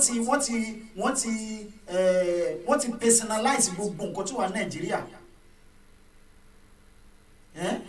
Wọ́n ti tribalize everything tó wà Nàìjíríà. Post ni o, everything ni o, wọ́n ti tribalize it. Ṣé ń sìn tó jẹ́ pé division tó wà láàrin wa gan, in fact ó ju third mainland bridge lọ. Ṣé ni wọ́n sì ṣe fẹ́ kí Nàìjíríà wà papọ̀ títí tí Jésù máa fi dé. Igbo lè fẹ́ràn Fúlàní láyé mọ́. Fúlàní ò lè nífẹ̀ẹ́ Igbo mọ́ tí Jésù máa fi dé. Igbo àti Yorùbá ìbáṣepọ̀ wọn ò lè fi bẹ́ẹ̀ dánmọ́rán. Ẹ má jà tanra. Yes, we are fighting the same cause. But àwọn rift tó wà láàrin wa kò lè tán láéláé. The same thing láàrin Fúlàní àti Yorùbá. Àwọn méjèèjì ò lè nífẹ̀ẹ́ ara wọn tí Bélà ò fi fún fèrè. Bí Yorùbá bá ń ṣe, Fúlàní á ní Yorùbá ò ṣeré. Bí Fúlàní bá ń ṣe, Yorùbá sọ pé wọn ò ṣeré. Nigerian unity is only a British invention. Only British invention. And that they really nínú Britain now. Despite the fact wọ́n mọ̀ pé killings are going on. Ethnic cleansing won't go on in that country called Nigeria. Location contractions, location 419, fraudulent country. Yet, washing back in Nigerian government. Continue what you're doing because of their selfish interest. Not because of any other thing. It's because of their selfish interest. It's not left to you. It's not left to you. It's left to you. Perhaps if what we are saying, but it won't make sense and it could make sense, it's left to you. Tafawa Balewa, 1948. Yeah. Okay. Now listen to Nnamdi Azikiwe, 1964. Now, Tafawa Balewa said it in 1948. Nnamdi Azikiwe said it in 1964. 4 years after Nigeria independence, a year after Nigeria became a republic. Because Nigeria became independent in 1960 and Nigeria became a republic in 1963. So, now, in Nnamdi Azikiwe, now between 1948 and 1960, 12 years before our independence, 12 years interval, so Nnamdi Azikiwe, I'm sorry, Tafawa Balewa Soti, but listen to what Nnamdi Azikiwe said in 1964. It is better for us and many admirers abroad that we should disintegrate. Now, you see, in 1953, Nnamdi Azikiwe said, please do not include this clause into this constitution. And mafia yeba anybody láti secede, láti disintegrate. Please let us come together as a country. That was in 1953. He said it because then, when the constitution review was going on, Awolowo raised the point. They gave him a full day, a whole day. Láti sọ̀rọ̀ lórí ẹ̀. Brilliantly, as a brilliant lawyer, he made them realize wípé àwọn nǹkan tó máa ṣẹlẹ̀ lélẹ́yìí if care is not taken. And in order to avoid it, Bashema run government wa, if the Hausa people are not satisfied with it, let them go peacefully. If Yoruba people are not satisfied with the way this government, the government of the about to be born a country, Bashema run there, then let them go. Give them the autonomy to go. Or if it is the Biafrans, the eastern part of the country, Nnamdi Azikiwe said no. The Northerners supported Obafemi Awolowo, but Nnamdi Azikiwe said no. He said no. And the British government, based on their own selfish interest, they supported Nnamdi Azikiwe. And that was the end. Now what happened? 4 years after the independence, Nnamdi Azikiwe saw what was going to happen. He was already sick and tired of that country. He said, please, let us go our own different ways. Now, let's listen to it once again. Let's listen to it. Unite. Nigerian unity is only a British invention. Tafawa Balewa, 1948. Yeah. Okay. Now listen to Nnamdi Azikiwe, 1964. It is better for us and many admirers abroad that we should disintegrate. We should disintegrate in 1964. And look at it today. We are going to listen to what Nnamdi Azikiwe said is going to happen. If Nigeria failed to disintegrate in 1964, you're going to listen to it. Continue with Igbo massacre in 1966, because Igbo massacre started May 29 to November, I think November 1st or November 2nd. 1960, May 29, 1966. What they stopped me, either November 1st or November 2nd, 1966.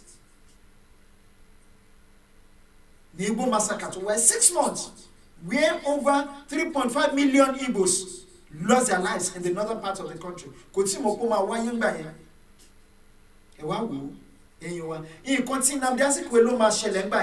And let's listen to it. Maybe we don't share. Now, if Nigeria fail to disintegrate now, we will experience the worst in the nearest future. Because we've already started it now. Because in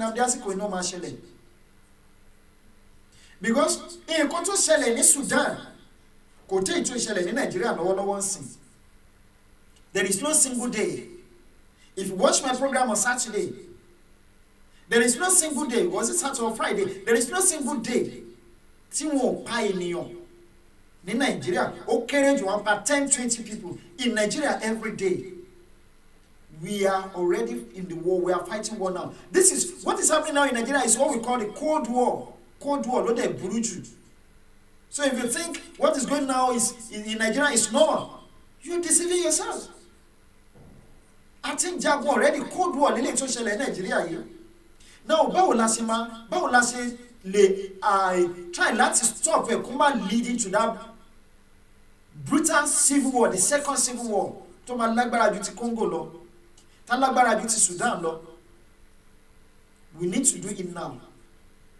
We need to stop it now. Because sábà ti kékeré pẹ̀ka àrókò tó bá dàgbà tán ẹbọ ló máa gbà lọ́wọ́ wa. We still have the chance. We have the opportunity. We have the power to stop it now. And we have the power to disintegrate the country now peacefully. If only our rulers that call themselves leaders in Yoruba nation can desist from these their barbaric acts and stupid acts because of their selfish interest. They think as they are doing it, it favors them. Yes, ó favor wọn lẹ́ni, but wọ́n sún ọjọ́ ìyà wọn sí ọjọ́ iwájú ni, because wọ́n máa padà regret it at the end of the day, whether they like it or not. They should write today's date down. Because when the revolution starts, it's going to be extremely difficult to stop. Once you know, relax, and the revolution is around the corner. I am not talking about the revolution of Sowore, because the revolution of Sowore is, preaching for one nation, stands for one nation. But the revolution that is going to deal with our rulers, and that is going to disintegrate the country, whether the country likes it or not, is around the corner. How it's going to happen, I don't know. And who is going to lead it, I don't know. But I am very sure with what is going on, by look at Nigeria, the revolution is about to start. Very soon. Now let's continue. In peace and not in pieces. Should the politicians fail to heed this warning? 1964. It is better for us and many admirers abroad that we should disintegrate. In peace and not in pieces. In peace and not in pieces. That peace is still here now. That peace is still here. You cannot achieve peace with your oppressors. Never. You cannot. And it will be if you're not making an attempt to stand up, but when you try to stand up and push his hands away. That is the only solution to what is going on here in Nigeria. That is exactly what we need to do. I am not saying you should carry gun or you should go buy an ammunition, but let's come together. Put your life down. Lay it down for your people.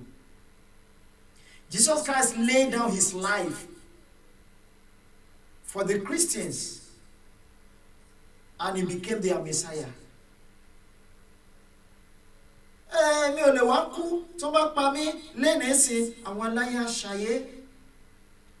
Yes, but if you are running away from God, you don't want to be shot, you don't want to be killed, you don't want to be dealt with.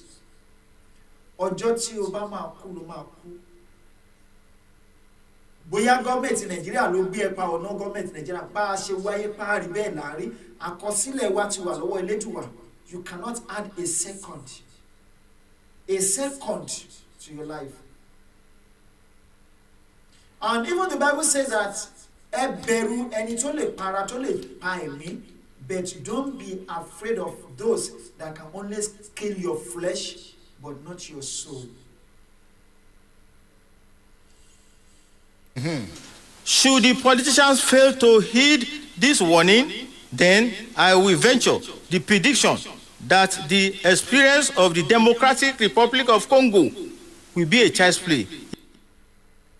That's exactly what is going to happen. That is what is going to happen. If you like, continue to preach for one nation, continue to pray for Nigeria. I am not saying you should not pray for Nigeria because you have the right to do that. You own your mouth and you have your personal, everybody, you deserve your personal opinion. Because self-determination is the best principle. And every humanity deserves it.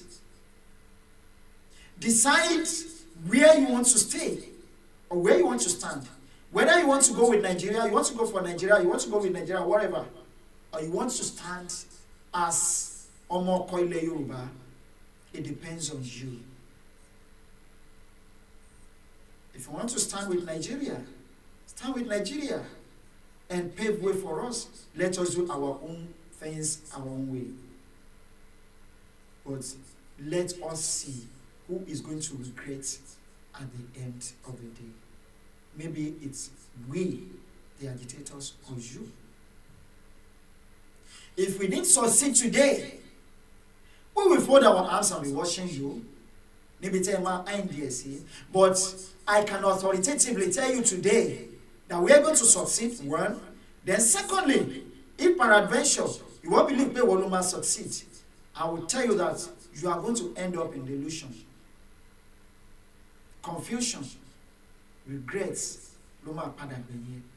because you are not doing the right thing. You are going for money. You are not going for dignity. You are not going for name. You are destroying your own name, your personal integrity. All because of money. All because of the material things. What shall it profit a man who gains the whole world, and loses his soul? At the end of the day, this is an elderly person. The person that knows what he's saying. But you think you know what you are saying because you are an elder statesman.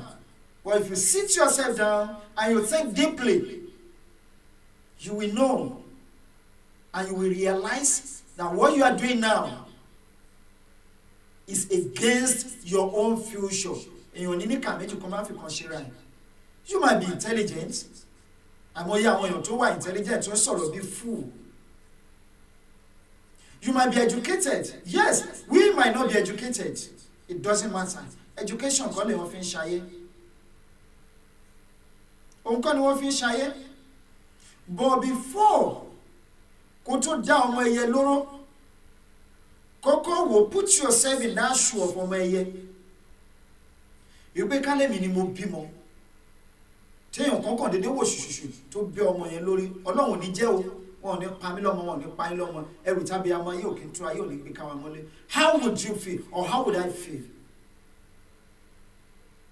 But I'm because of your selfish interest, because of your ambition. They've started it. They have started. And I will continue to say it. If we want to hire for our cultists, Yoruba, to be killing agitators anywhere to Matijani, but one more for you. Because mapa, unimapa, or namapa, and when you buy less if you grow journal. Kakakese upa grow journal, you grow my don't be in illusion. Because one she no just won't be more. One year of a battery or did the rege, one or she, what year she did the rebaro. One look, one of a battery, what year look bosus. One of a buy a leke don't want to hear what she bet from. A while, met a taka compa from she don't see from Lujum. A garbage your quarter, that just sit on pocket detail. Just here we go, okay, pay or quarter that won't continue walk it, it won't walk, Valerie. Never. Okay, no mark padre in one. Can you come at one penny, cake loco about dishes in apple? Our grandma be lucky, apple shaka be apple cocoa. Tomba dish I want to cook senator. One log gay kukuru would buy only one penny cake was sharpened and edge a major. What's one okay, one way and what's a cakebo, one low, when washing so quick, cake low lake, okay. In a pay, I want not a man pada lake. I can continue but the video bye. I think I still have 1 or 2 videos. If ever it comes to our turn to play such a tragic role. In Nnamdi Azikiwe in 1964, Obafemi Awolowo, Nigeria is not a nation. You see? Now, these are 3 elder statesmen. Balewa, Nnamdi Azikiwe, and Obafemi Awolowo. They saw what don't lie síwájú Nigeria. but ó wá dùn mí wípé àwọn bàbá yìí wọn ò jókòó kún wọn wípé ẹ ti ẹ̀wá náà kí làwọn bàbá yìí rí tí wọ́n fi sọ bẹ́ẹ̀ àwa tí a jẹ́ ọmọ wọn táwọn rò pé àmọ́ kankan sọ tọ́ọ̀gì ni wá àwa ń jókòó and gba research every day. There is no single day tí a ò kí ń gba research. There are some things tí yẹ pé tabakọ̀ ń lọ tabakọ̀ stumble on it. So nǹkan báyìí ṣẹlẹ̀. How come tí yẹ pé àwọn bàbá yìí tí wọ́n pera wọn lólórí tí wọn ò rí nǹkan báyìí rí ni àbí ọkàn wọn ti fò? Ok, ẹ jẹ́ ká gbé jáde ká tó fi educate wọn. But pẹ̀lú bá a ṣe ń ṣe tó náà wọn ò rí nǹkan kan tó make sense ní gbogbo nǹkan tá à ń ṣe. Wọ́n mọ̀ wípé we are doing the right thing and we are doing it the right way. But nǹkan tí wọ́n máa jẹ ó ní kò jẹ́ kí most of them gbọ́n. Wọ́n tún wá mú ayé àwọn ọ̀dọ́ wa lónìí wọ́n wá ń ba ayé wọn jẹ́. There is no our present generation wọn ò ní future ní Nàìjíríà. Wọ́n ti bà future wọn jẹ́ completely. Okay, let me finish this video. It is a mere geographical expression. Mere geographical expression. Because we share the same geographical location together. That is the only thing that associates us together. Not even weather. Our weather is completely different. If you go to the north, their weather is different from our own weather. So, at the east, so we are not the same. Language, food, culture, religion, and all that are the same. I can share no. There are no Nigerians in the same context as there are English, Scots, and Welsh. Okay. 1947. Olóyè Lọ́kàn Àlàbí. Tafawa Balewa said his own in 1948.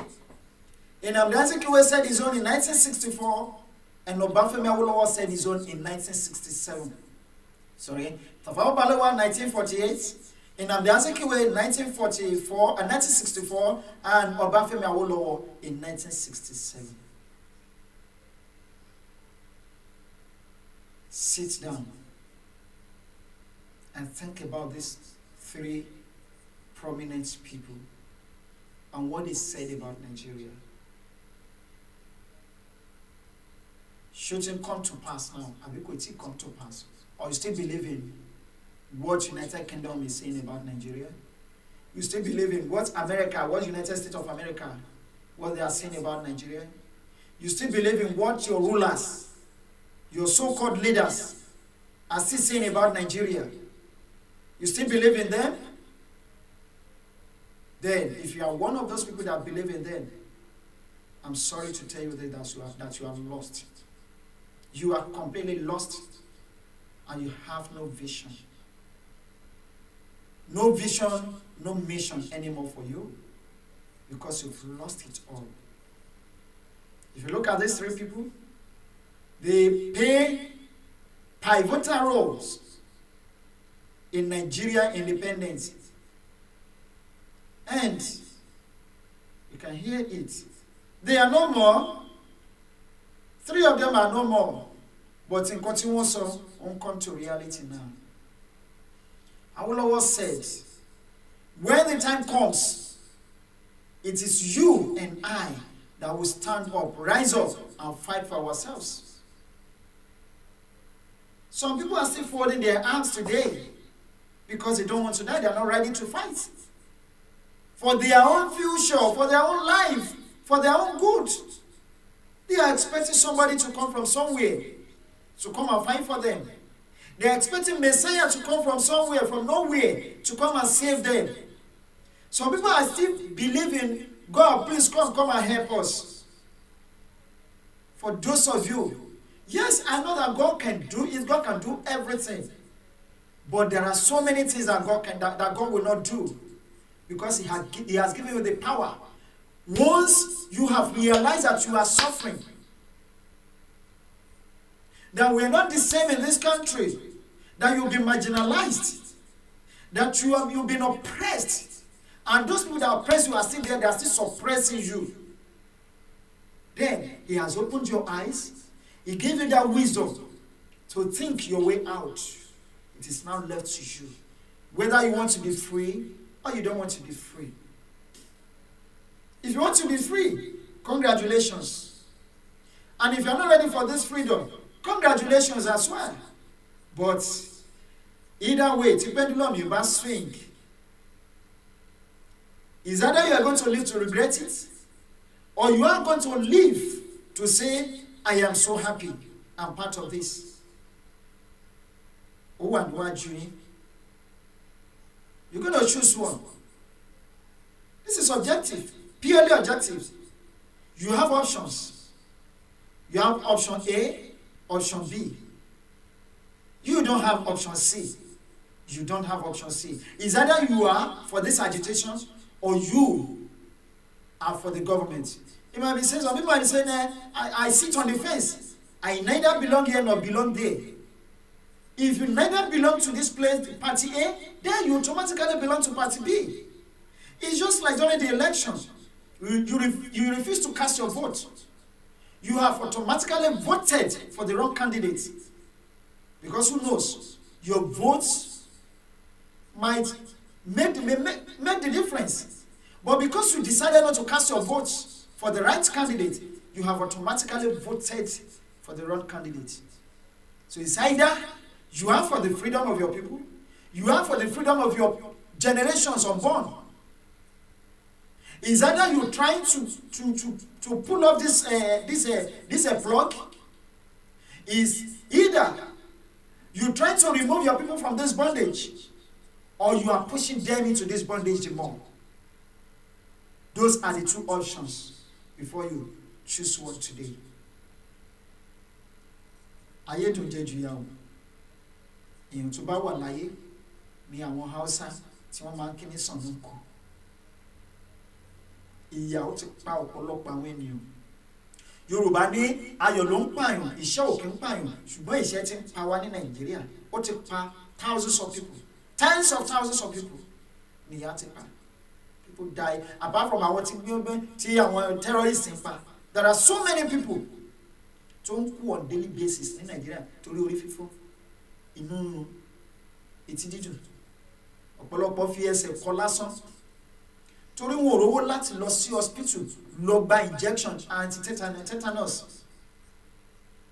Wọ́n ní òkè ẹ jẹ́ kí n máa nọ́ọ̀sì ẹ̀ńlé kí n máa fomi gbóná jo nígbà tó yá kòkòrò yìí ó wọnú ẹ̀ wọ́n gbà bẹ́ẹ̀ lọ.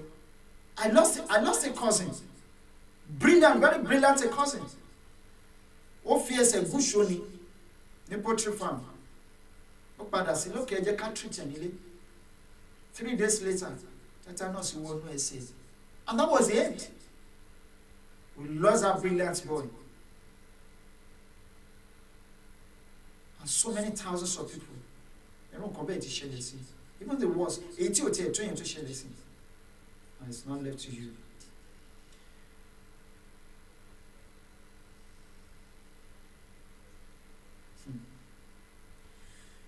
Oh, let's finish this. Yes. Thank you for featuring on State Affairs. Thank you for inviting me. Oluyelekan Alabi is a Kefa Olubadan of Ibadan land. Thank you so much, Baba. Ara yóò lè pọ̀ mọ́ yín lẹ́nu láṣẹ Ọlọ́run. Now, if you believe in Nigeria, we know in the north, they don't value education. But I want to show you this video tonight. I want to show you this video.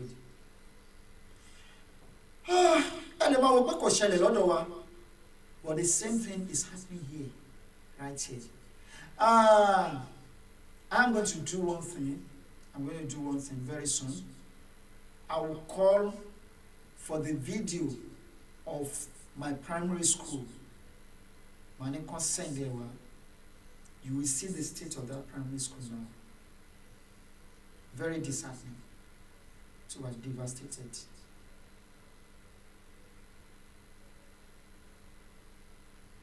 It's everywhere across the nation. Even in the north, only few elites, few politicians, and when you want Mayembe. But we are not wired like that in Yoruba land. ọmọ aládé ni wá ọmọ ọba ni wá orí ni wá àwa kì í ṣe ibi èrò àdẹ̀ ní ever jẹ́ ibi èrò láyé. Now look at this video. This is a school, government school. Government school at where? Ẹ máa wò fúnra yín. Oh my God, this is my school. This is where I studied in 90s. We live here like heaven. Look at my room. Now, ẹ jẹ́ kí n show it fully. Let me show it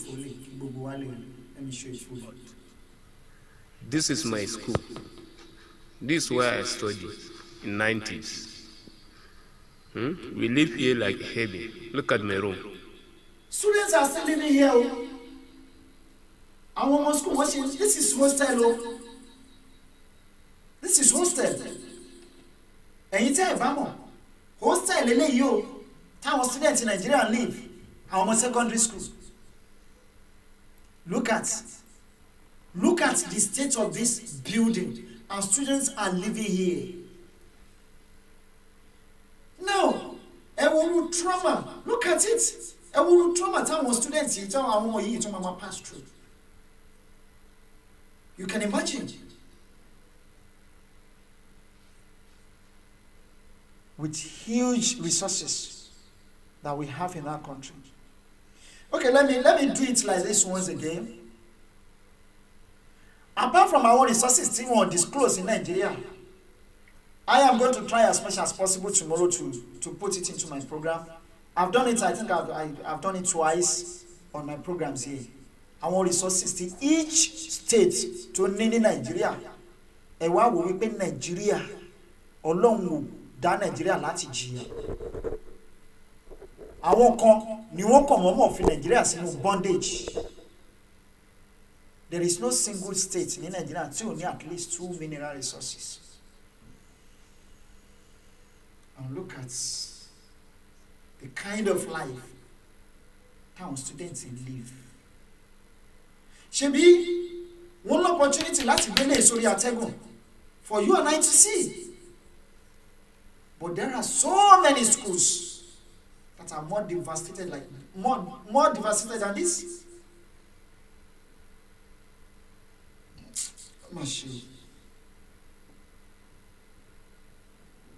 Ọba wa Peter Akẹ́yẹ ẹ̀ṣin púpọ̀ sàn wọ́n ní ẹ̀ka alẹ́sà ẹ̀kọ́ iṣẹ́ takuntakun ilẹ̀ odò agbé gbogbo wa wò láṣẹ ìdùnnú.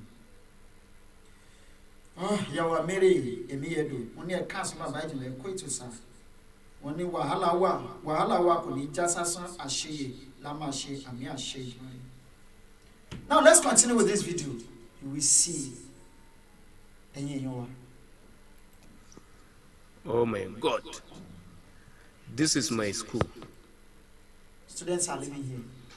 This is where I studied in 90s. We live here like heaven. Look at my room. Look at my room. Look at what Now look at it. Yobe State government is doing. Yobe State. This is Yobe State government school, for that matter. Look at a school in Yobe State government. This is Pika Government Secondary School for Tosco. Secondary school. Secondary school. Hostel. Look at how they abandoned this school. And this is where students are living. In the name of student. Yeah, this school is existing. It's existing. This is the hostel where it's a boarding school. These are where the students are living. Look at it. Look at it by yourself. Look at it. And somebody will be happy that he's a governor. Yeah? Moving with convoy of cars, with siren. Yeah? Spending the state money with his family. Yeah? And he can be able to sleep with his 2 eyes closed. What a shame. What a shameful government is this. What a shameful government is this. They have abandoned the school, allowing the students to sleep here together with snakes, as if they are animals. Look at it. Look at it. Look at the toilet. Oh my God. Look at the toilet by yourself. Now, look at the toilet. Look at the toilets. hope we can all see. That's what our students are passing through in Nigeria. Wọ́n dẹ̀ ti kó àìsàn yìí wọ́n ti kórun wa lọ́dọ̀ wa. Àwọn olórí wa wọ́n ti adopt it. Look at toilet. Ibi tí àwọn student ti ń wẹ̀ tó ti ń yàgbẹ́.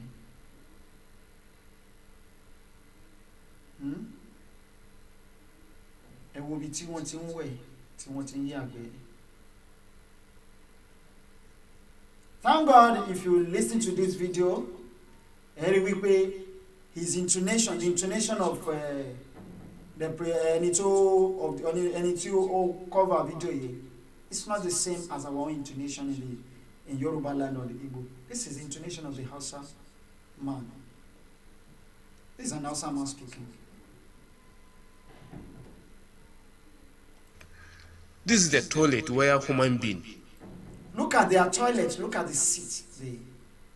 The seat. Look at it. Now, is using in Nigeria at 21st century. Look at it. Look at it by yourself. Yeah? Oh my God. What's the meaning of this? What is the meaning of this? Yeah?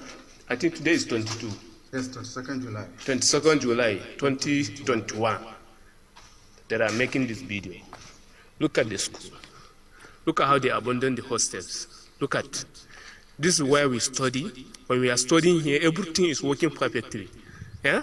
During the military era. But today we are in politics. These people, they call themselves politicians. They are saying that the military should go.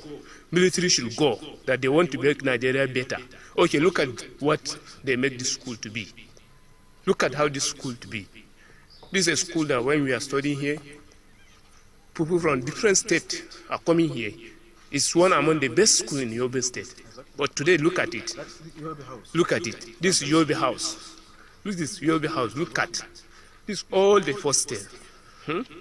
I'm calling on the old boys student of Pika Government Secondary School to share this video, to make this video viral, for the world to know how the Yobe State government abandoned the school in order to intervene.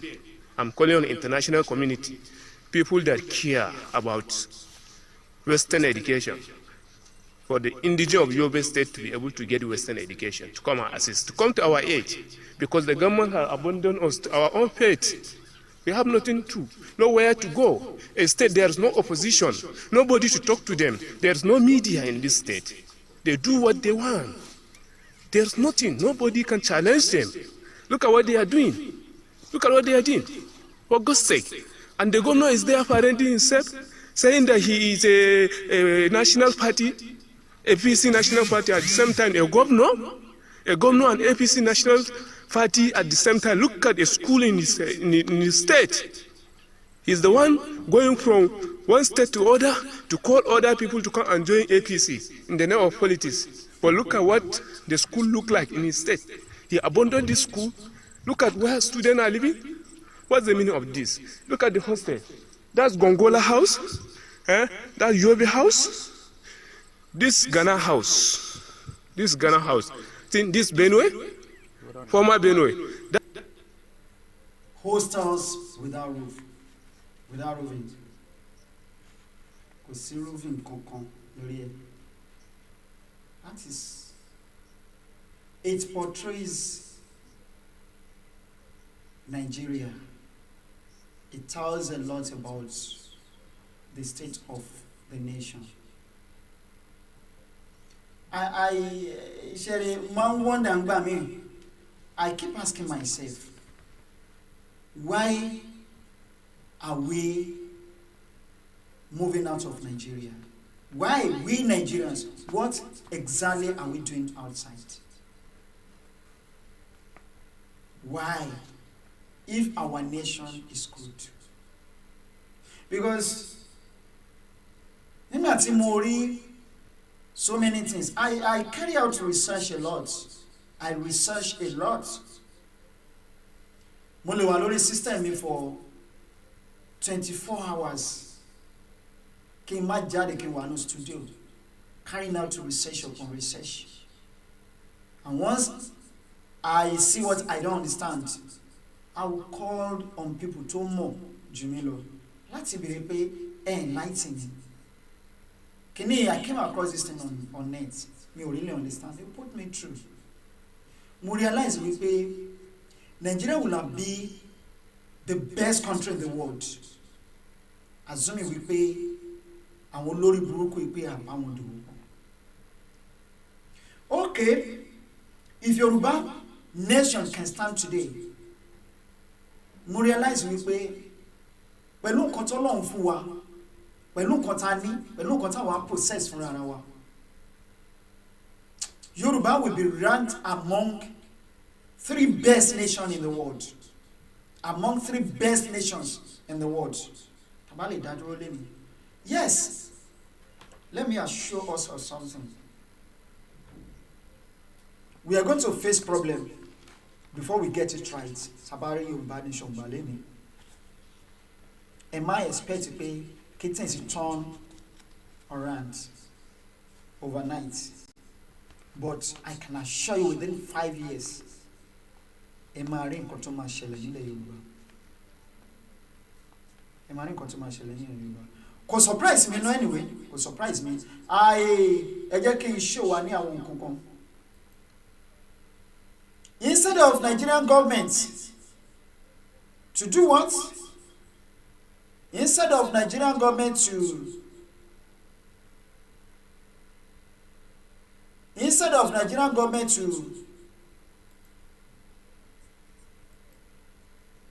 to put our education and health in place. That's nature. You know what they do? Nature. Instead of them to put our education in place, to spend on health sector, all the infrastructure to be in place. Gbogbo àwọn mùdùmùdù ìjọba tiwantiwa, social amenities to be in place. They are busy supporting the invaders. They are busy supporting the herdsmen, the Boko Haram, the Almanjiris. To do what? Almanjiris, the beggars, the terrorists, to take over our land. See, Fulani herdsmen invades another northern settlement. Army begins 3 operations. Ọjọ́ tí mo ṣe kí lorúkọ ẹ̀, this one was yesterday, October 1st. This is another one. They invade another northern settlement. Another community again. They want to take over in Niger. Want to take over another Canadian Niger. Now,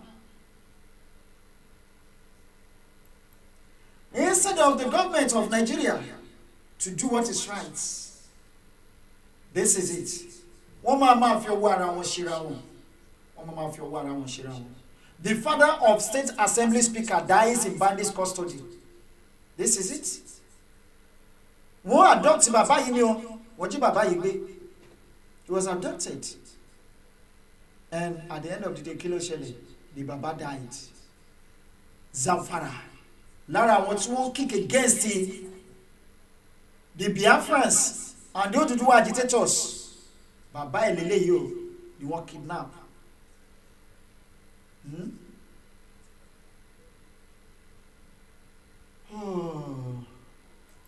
Instead of the federal government to put things in order, to put their house in order, look at what they are doing.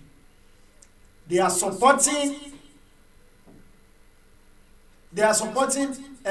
Fulani herdsmen decision to drag southern governors to court against anti-open grazing.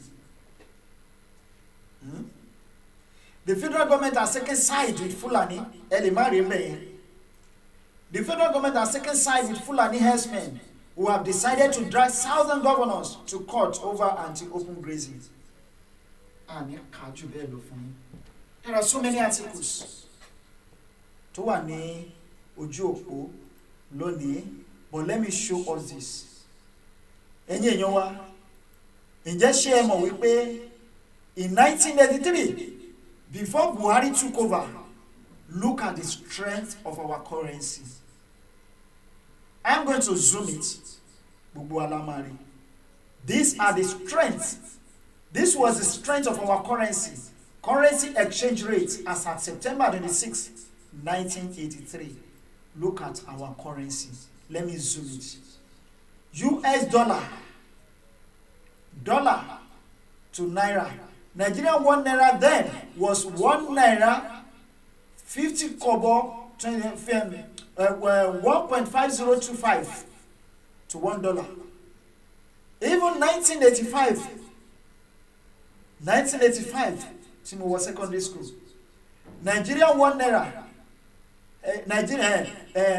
American $1 was 85 kobo. 85 kobo per dollar. Currency was in bad, but as at 1983, this was the strength of our dollar. Nigerian naira to pound sterling was 1 to 1. 1 naira was 1 pound sterling. Then, Dutch mark. Our currency, over Germany, 1 naira to 4 Dutch mark. As at 1983. Over China. I mean, Japanese yen, let me see. Yes, Japanese yen. Nigerian currency, 1 naira was 366 yuan. In 1983. 366 ni 1 naira wa. Kelemo how strong our currency was. And we did buy it. France français,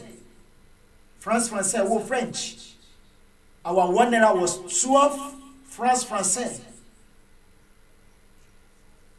Then Switzerland France 3 naira ni 1 naira wa. Gulden, Netherlands Gulden 1 to 2 ni currency wa. Currency Nigeria leni. Ṣé Nigeria ń lọ síwájú àbí wọ́n padà sẹ́yìn? Now, wọ́n á fẹ́ béèrè question yìí.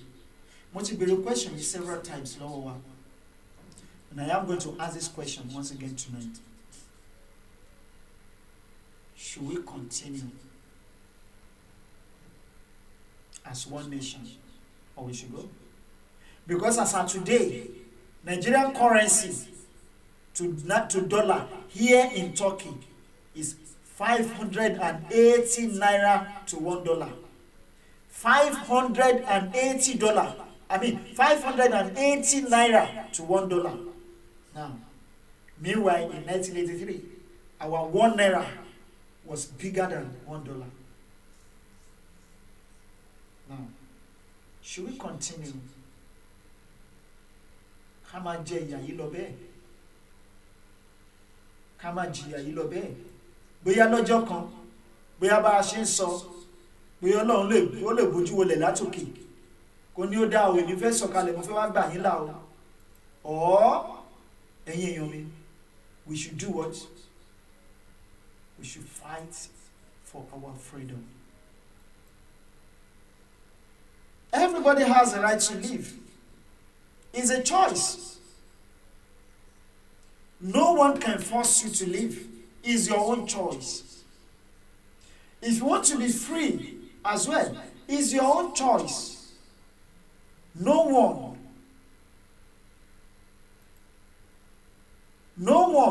can do what?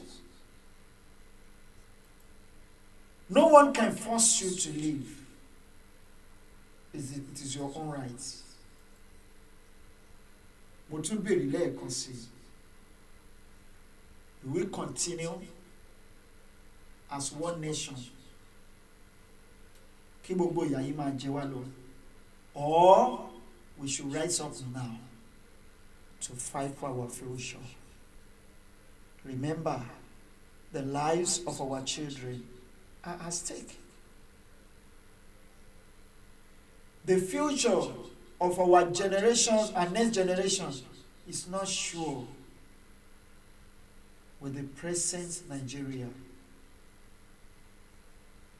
We cannot trust the future of our children in the hands of Nigeria. Look at it. A country that is practicing democracy. The federal government bans radio stations from interviewing human rights activists. With all this, where are we going? Ask yourself this question. Have I done enough for my people? I mean the Yoruba people. I'm not talking about Nigeria now, because I'm less concerned about the situation of Nigeria. I'm less concerned about Nigeria, because I don't see myself as a Nigerian. I see myself as Oduduwa. I'm not Nigerian anymore. I'm not owing Nigeria anything.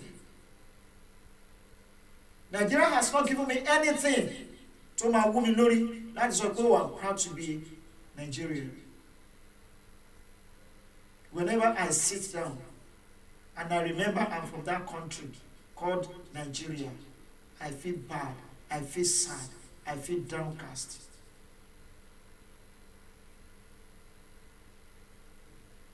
I know that it's one of those experiences that we're born to experience. But how do we get out of this mess? Should we fold our hands and be expecting manna to fall from heaven? Or we use everything we have within our own capacity? Some people are still calling themselves the future of tomorrow, the leader of tomorrow. You are not the leader of tomorrow. See yourself as a leader within your own little capacity. Be the leader where you are. If you cannot lead Yoruba squad, lead the squad in your town. And if you cannot do that, lead the ones in your streets. It's not until you acquire the whole world ló tó lè ní agbára láti jà fún ìlú ẹ̀. Little drops of water make a mighty ocean. It makes a mighty ocean. You want to embark on 1,000 kilometers journey, you will need to take a step first. You want to count 10. You have 10 figures right in front of you. You need to start from 1. You cannot jump from 1 to 10 or start from 10. Be counting it down. No. After counting 1, then you move down to 2, 3, 4, 5, 6, 7, 8, 9. Then 10. When you call Kolama USA, have you done enough? Ìgbà tí àwọn lábúlé ń gbà yẹn tó bá ti di 3:30 wọ́n ní aago 3:00 ti tún lù, iṣẹ́ òní parí, ọjọ́ òní tún bù ṣe, àmọ́ bíra rẹ léèrè o, ṣiṣẹ́ rẹ ò ní kújú òṣùwọ̀n tá a lè fi kí ọ kú iṣẹ́, àbí èròǹgbà ọkàn rẹ ni wípé a ò kì í ṣiṣẹ́ ọba làágùn. Wọ́n ní fọlọ́run ṣẹlẹ̀ ọ̀rọ̀ rẹ oníkùn ló mọ̀ká, elétìlètè yé oníkùn ló mọ̀ mo yó àbí mi ò tí ì yó, kó máa rókè láyà gbogbo wa. Are you proud of yourself? Have you done enough to free your people from this bondage? Or you really say, or you're just saying it? Lórí ahọ́n lásán. Only people are, only they are very close to me. Pẹ̀lú ẹnu wọn, only but in their hearts, they are far away from me. Are you working for the freedom of Oduduwa people by mouth, or you are working assiduously for the freedom of your people from the bondage? Whichever way the pendulum swings, you will receive the reward. You will reap the fruit of your labor someday. Korah stood against Moses in the wilderness. Gbogbo alamọ nǹkan tó ẹ̀ǹdẹ̀ tó parí òpin ayé. Ask yourself, pẹ̀lú nǹkan tí mo ń ṣe yìí, am I going to end my life like Korah or Joshua? The choice is yours. Stand on your feet today. Let people know. Let everybody know what you stand for.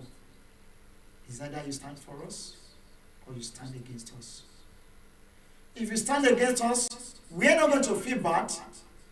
Why? Because you might even be a stumbling block, pretending as if you are fighting for us, you are with us, while you are against us. But let us know, if you are fighting for your people,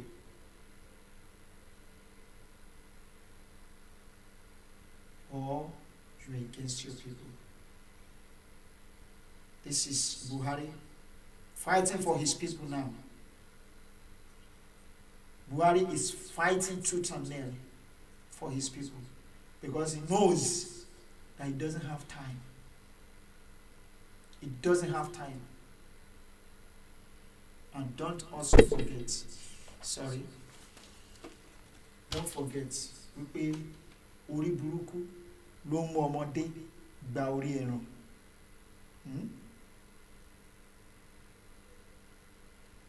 This self-determination, ibi tí mo ti máa round up program mi lálẹ́ lílé, for those of you that do not know the meaning of self-determination. Self-determination basically divided into two, and you have the right for each of them. Méjèèjì lè là ń jà fún lọ́wọ́lọ́wọ́ báyìí ní location 419. We have the internal self-determination. The internal self-determination, you fight for internal self-determination when you don't have the political and social rights. Do we have the social rights in Nigeria, or we have the political rights in Nigeria? We don't have it. Nigerian politics belong to some certain people, not to everybody. Now to some set of people, you don't have the rights to social life. You cannot do what you want in a country called your own.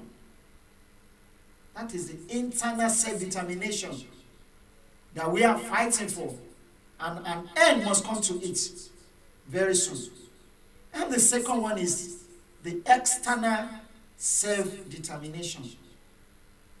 And this external self-determination is a full legal independence or secession for the given people from the larger political legal state.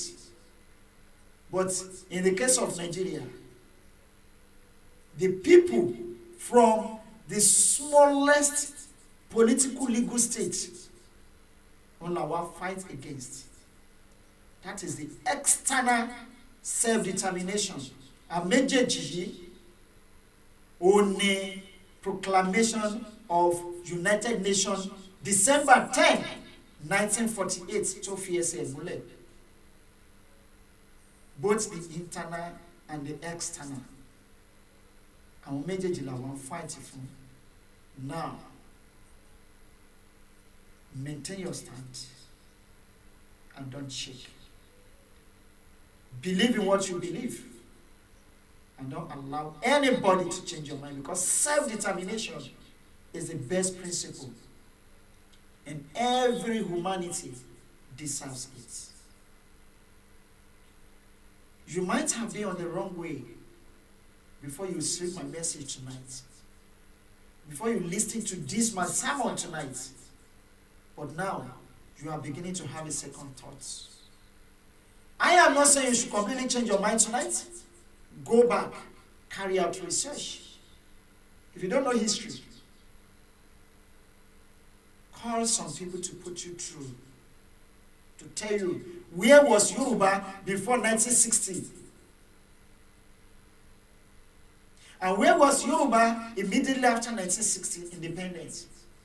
Where was Yoruba after January 15 coup d'etat? And where are we now? I believe you know where we are now. What was the achievements of our government, the Western region government, before independence, and what have been our achievements ever since we became independent to date? Bá kọjú sí ẹ̀kọ́ tán, bá kẹ̀yìn sí ẹ̀kọ́ tán, tó bá kú ìwọ nìkan kó tún èrò ara rẹ̀ pa. Ó ti tó bí ọjọ́ bíi méjì àbí mẹ́ta kan tí mo ti sọ̀rọ̀ lórí ìwé yìí last. Ìwé yìí ó jẹ́ ìwé kan tí kò ṣe má ní fún gbogbo ènìyàn. The Anchor ó jẹ́ ìwé kan tí ó jẹ́ kò ṣe má ní fún gbogbo ènìyàn. Wọ́n mọ̀ pé ìyá wa tí wọ́n ṣe ìwé yìí wà ní ojú agbágbé. Please man. Patrick Oberin, hello, good evening. You're welcome to our program tonight. Thank you so much for being part of it. Eyeton Tosun, God bless you. God bless you. I really appreciate you. So, if you need a copy, I want our mommy. If you are still there, please send your number, because I think the number is not here in front of me. Ẹ bá wa type ẹ̀ sí ojú agbágbé àwọn èèyàn tí wọ́n bá nílẹ̀ kí wọ́n máa béèrè fún lẹ́ni tẹ̀lé. Kò ṣe má ní fún gbogbo ẹbí mi, gbogbo mọ̀lẹ́bí pátápátá, gbogbo wa la gbọ́dọ̀ ní. Now, this particular one also for the Yoruba nation has been dedicated to this struggle. Please, you need your own copy too. Nigeria on Gunpowder. ẹ̀yin ènìyàn wa ó ti jáde o. Nigeria on Gunpowder tètè lọ ra tiẹ̀. ìwé tó ṣàlàyé lẹ́kùnrẹ́rẹ́ gbogbo tó yẹ kí a mọ̀. Nigeria on Gunpowder tètè lọ ra tiẹ̀. ìwé tó ṣàtúpalẹ̀ ohun tó sún orílẹ̀-èdè Yorùbá débi tó ní. Nigeria on Gunpowder tètè lọ ra tiẹ̀. ohun tó ṣẹlẹ̀ síran Yorùbá tọ́mọ aláṣọ fi ń wá kìsà. Nigeria on Gunpowder tètè lọ ra tiẹ̀. tọ́mọ ẹlẹ́ran orílẹ̀-èdè Yorùbá tó fi ń jégúngún. Nigeria on Gunpowder tètè lọ ra tiẹ̀. ìwé tàgbé jáde o látọwọ́ Dr. Victor Olùtàìwò. Nigeria on Gunpowder tètè lọ ra tiẹ̀. ìwé tó tọ́ka sí ohun tábò Yorùbá fi di mẹ́rin. Nigeria on Gunpowder tètè lọ ra tiẹ̀. Nigeria on Gunpowder àti ìgbédè o ó ti jáde o. ìpolongo ìwé yìí wà fún rírà láti dáàbò bo orílẹ̀-èdè wa ó ṣe pàtàkì lọ́ra tiẹ̀. ìwé tó máa ràn wá lọ́wọ́ bórílẹ̀-èdè Yorùbá ṣe bọ́ lóko ẹrú torílẹ̀-èdè Yorùbá abọ́lọ́kọ afipámúnisìn àfipágbénipa torílẹ̀-èdè Yorùbá nation á dá dúró. ìwé yìí tún wà fún bá ṣe lè dáàbò bo orílẹ̀-èdè wa ṣé wá rí bó ṣe pàtàkì tètè lọ́ra tiẹ̀. àgbájọwọ́ ẹ jẹ́ ká fi sọ́yà mo ṣe bó ṣùṣù ọwọ́ ló lè pé ṣíṣí Yorùbá nation á ṣe é ṣe fún wa o. Nigeria on Gunpowder lọ́ra tiẹ̀. àgbájọ owó tábàárí papọ̀ ó máa ràn wá lọ́wọ́ láti gba orílẹ̀-èdè tuntun. Thank you so much. Thank you so much for being part of this program tonight. This is how we're going to draw the curtain on tonight's program. But before we go, let me quickly give you this article. Nigerian Senate confirms Buhari's nominee who started school before birth. Wonders shall never end. Wonders shall never end. Èèyàn tó bẹ̀rẹ̀ school kó tó di wípé wọ́n bí. Èmi náà máa gbìyànjú sí tí àwọn ìbá ti lóyún. Tó bá ti lóyún máa lọ register school fún ọmọ tó ṣì wà nínú so that a lè bẹ̀rẹ̀ school kó tó lóyún. And Nigerian Senate wọ́n confirm ẹ̀ wípé yes you ṣáà máa ṣiṣẹ́ lọ máa báṣẹ́ lọ tiẹ̀. Nigeria fraudulent nation. This is it. The Nigerian Senate has confirmed the nomination of Alhaji Yahaya Mohammed Yobe as a member of the Board of Economic and Financial Crimes Commission. ilé tí a fi tó kọ́ ìrì ni yóò wó ilé tí a fi tó kọ́ ìrì ni yóò wó. This is despite complaints that his curriculum vitae shows that he started school before he was born. Senate ní kó lọ máa ṣiṣẹ́. èèyàn tó fẹ́ fight against financial crime ní Nàìjíríà tóun gógó fúnra rẹ̀ ó ti fi fraud ó ti fi bẹ̀rẹ̀ iṣẹ́ kó tó wọlé. That is Nigeria for you. Now, this is how we're going to draw the curtain on tonight's program, as I said. So let's meet again tomorrow. Let's meet again tomorrow on this program. But before then, ó dúpẹ́ lọ́wọ́ gbogbo ẹ̀yin tí ẹ ti bá wa share ètò yìí lónìí. Ọwọ́ tí ẹ fi share ètò náà láṣẹ lọ́wọ́ Ọlọ́run ọba. Ọwọ́ náà ò ní ṣe kíni, kò ní kan ìsàlẹ̀ àpò. Gbogbo ẹ̀yin bàbá àtẹ̀yin ìyá wa nínú ilé, ojú tí ẹ fi wò wá, ojú náà ò ní fọ́ o. Ọdún yìí lọ sópin báyìí kò ní dìwà mẹ́rù lọ láṣẹ Ọlọ́run ọba. Wọ́n ní àṣọdúnmọ́dún ni awo àṣọdúnmọ́dún, àṣorùmọ́rò báyìí ni awo àṣorùmọ́rò. Àṣẹ ọdún yìí, àṣẹ tẹ̀mí. Ẹ̀bùn ọdún tuntun, ẹ̀bùn inú ọdún Elédùà á fi fún wa o. Àwọn nǹkan bí ire bí àlàáfíà bí ayọ̀ bí ìdùnnú olóma máa bà sí ọ̀dẹ̀ wa o. Fàájò Alimi, ẹ ṣeun, thank you. And ìrìnjù báyìí lọ, let's meet again tomorrow. But before then, let's listen to Oduduwa National Anthem. Please respect it by Shin play.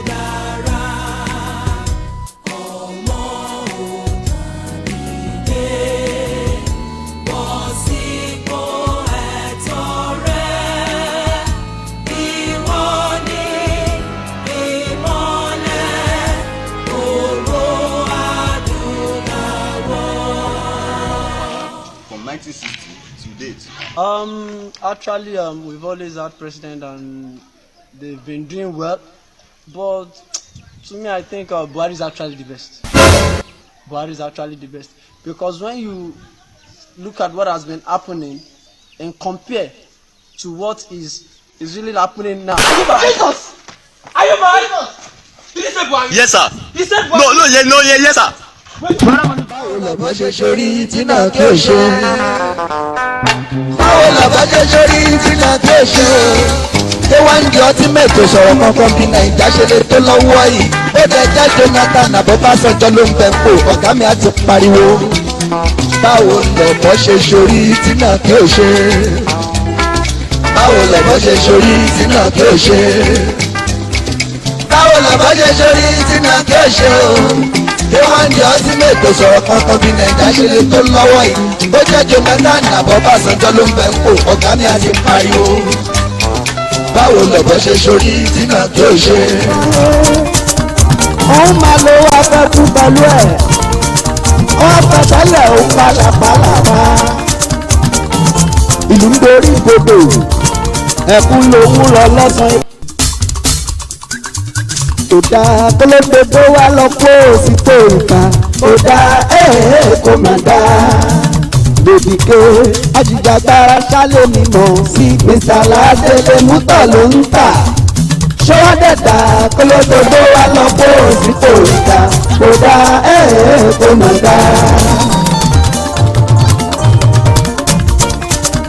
Bàdá túbọ̀ tán gbẹ̀dá bá rántí ọjọ́ tá ó sùn tá ó ní jí mọ́ ẹ̀dá fẹ̀lẹ̀ lágbára nítorí ọ̀la agbára tẹ́nìkan ló lánà pàtì ó lò ó pàtì tán tó pè fún ẹ ẹ̀mí wá rí nǹkan lé òun máa lo afẹ́kú pẹ̀lú ẹ̀ wọ́n fẹ́ tẹ́lẹ̀ ó pàlàpàlàpà ìlú ń dorí gbogbo ẹkún lòun lọ lọ́sàn ipa ní kékeré ohun tó fẹ́ fún wọn ò wá àtàyèsè o àwọn tó wá jìjà agbára náà ń pa mo ní bìlú bárí bó ṣe ìyàgbọ́ rí kí ló bá pariwo lè dìde lórí afẹ́fẹ́ kí ló wá fẹ́ kan Sunday Igboho pé afẹ́ pín bọ́dà ọdún bí ìgbẹ́ni lórí ìlú òkèdùn kò sọ́mọ́ tálákà tí ó rò bí ẹmu àwọn Fúlàní x-men wọ́n ń ṣọ̀ṣẹ́ ṣe lọ́wọ́ ara wa ń kówó fún wọn pẹ̀lú èkó pupa àtìgbà pẹ́rẹ́ tí ò gbàṣọ bojú àwọn lẹ́gbẹ́ sáàtì mọ́lẹ́ pẹ́pẹ́ ní jàǹdùkú Fúlàní ń pààyàn kiri Fúlàní ń pààyàn kiri ajínigbé ń ṣọ̀ṣẹ́ onílẹ̀ yìí ìyẹn làbá fojú tó ẹbí lóbi kélẹ̀ ṣé bí yẹn làbá fojú tó ládélé pààyàn kódà kólótótó wá lọ kó òsínpò ìka kódà kó má dá sódàgbà kólótótó wá lọ kó òsínpò ìka kódà kó má dá lòdìgé ajídàgbára sálẹ̀ mímọ́ sí ìpàládélé mútọ́ ló ń tà sódàgbà kólótótó wá lọ kó òsínpò ìka.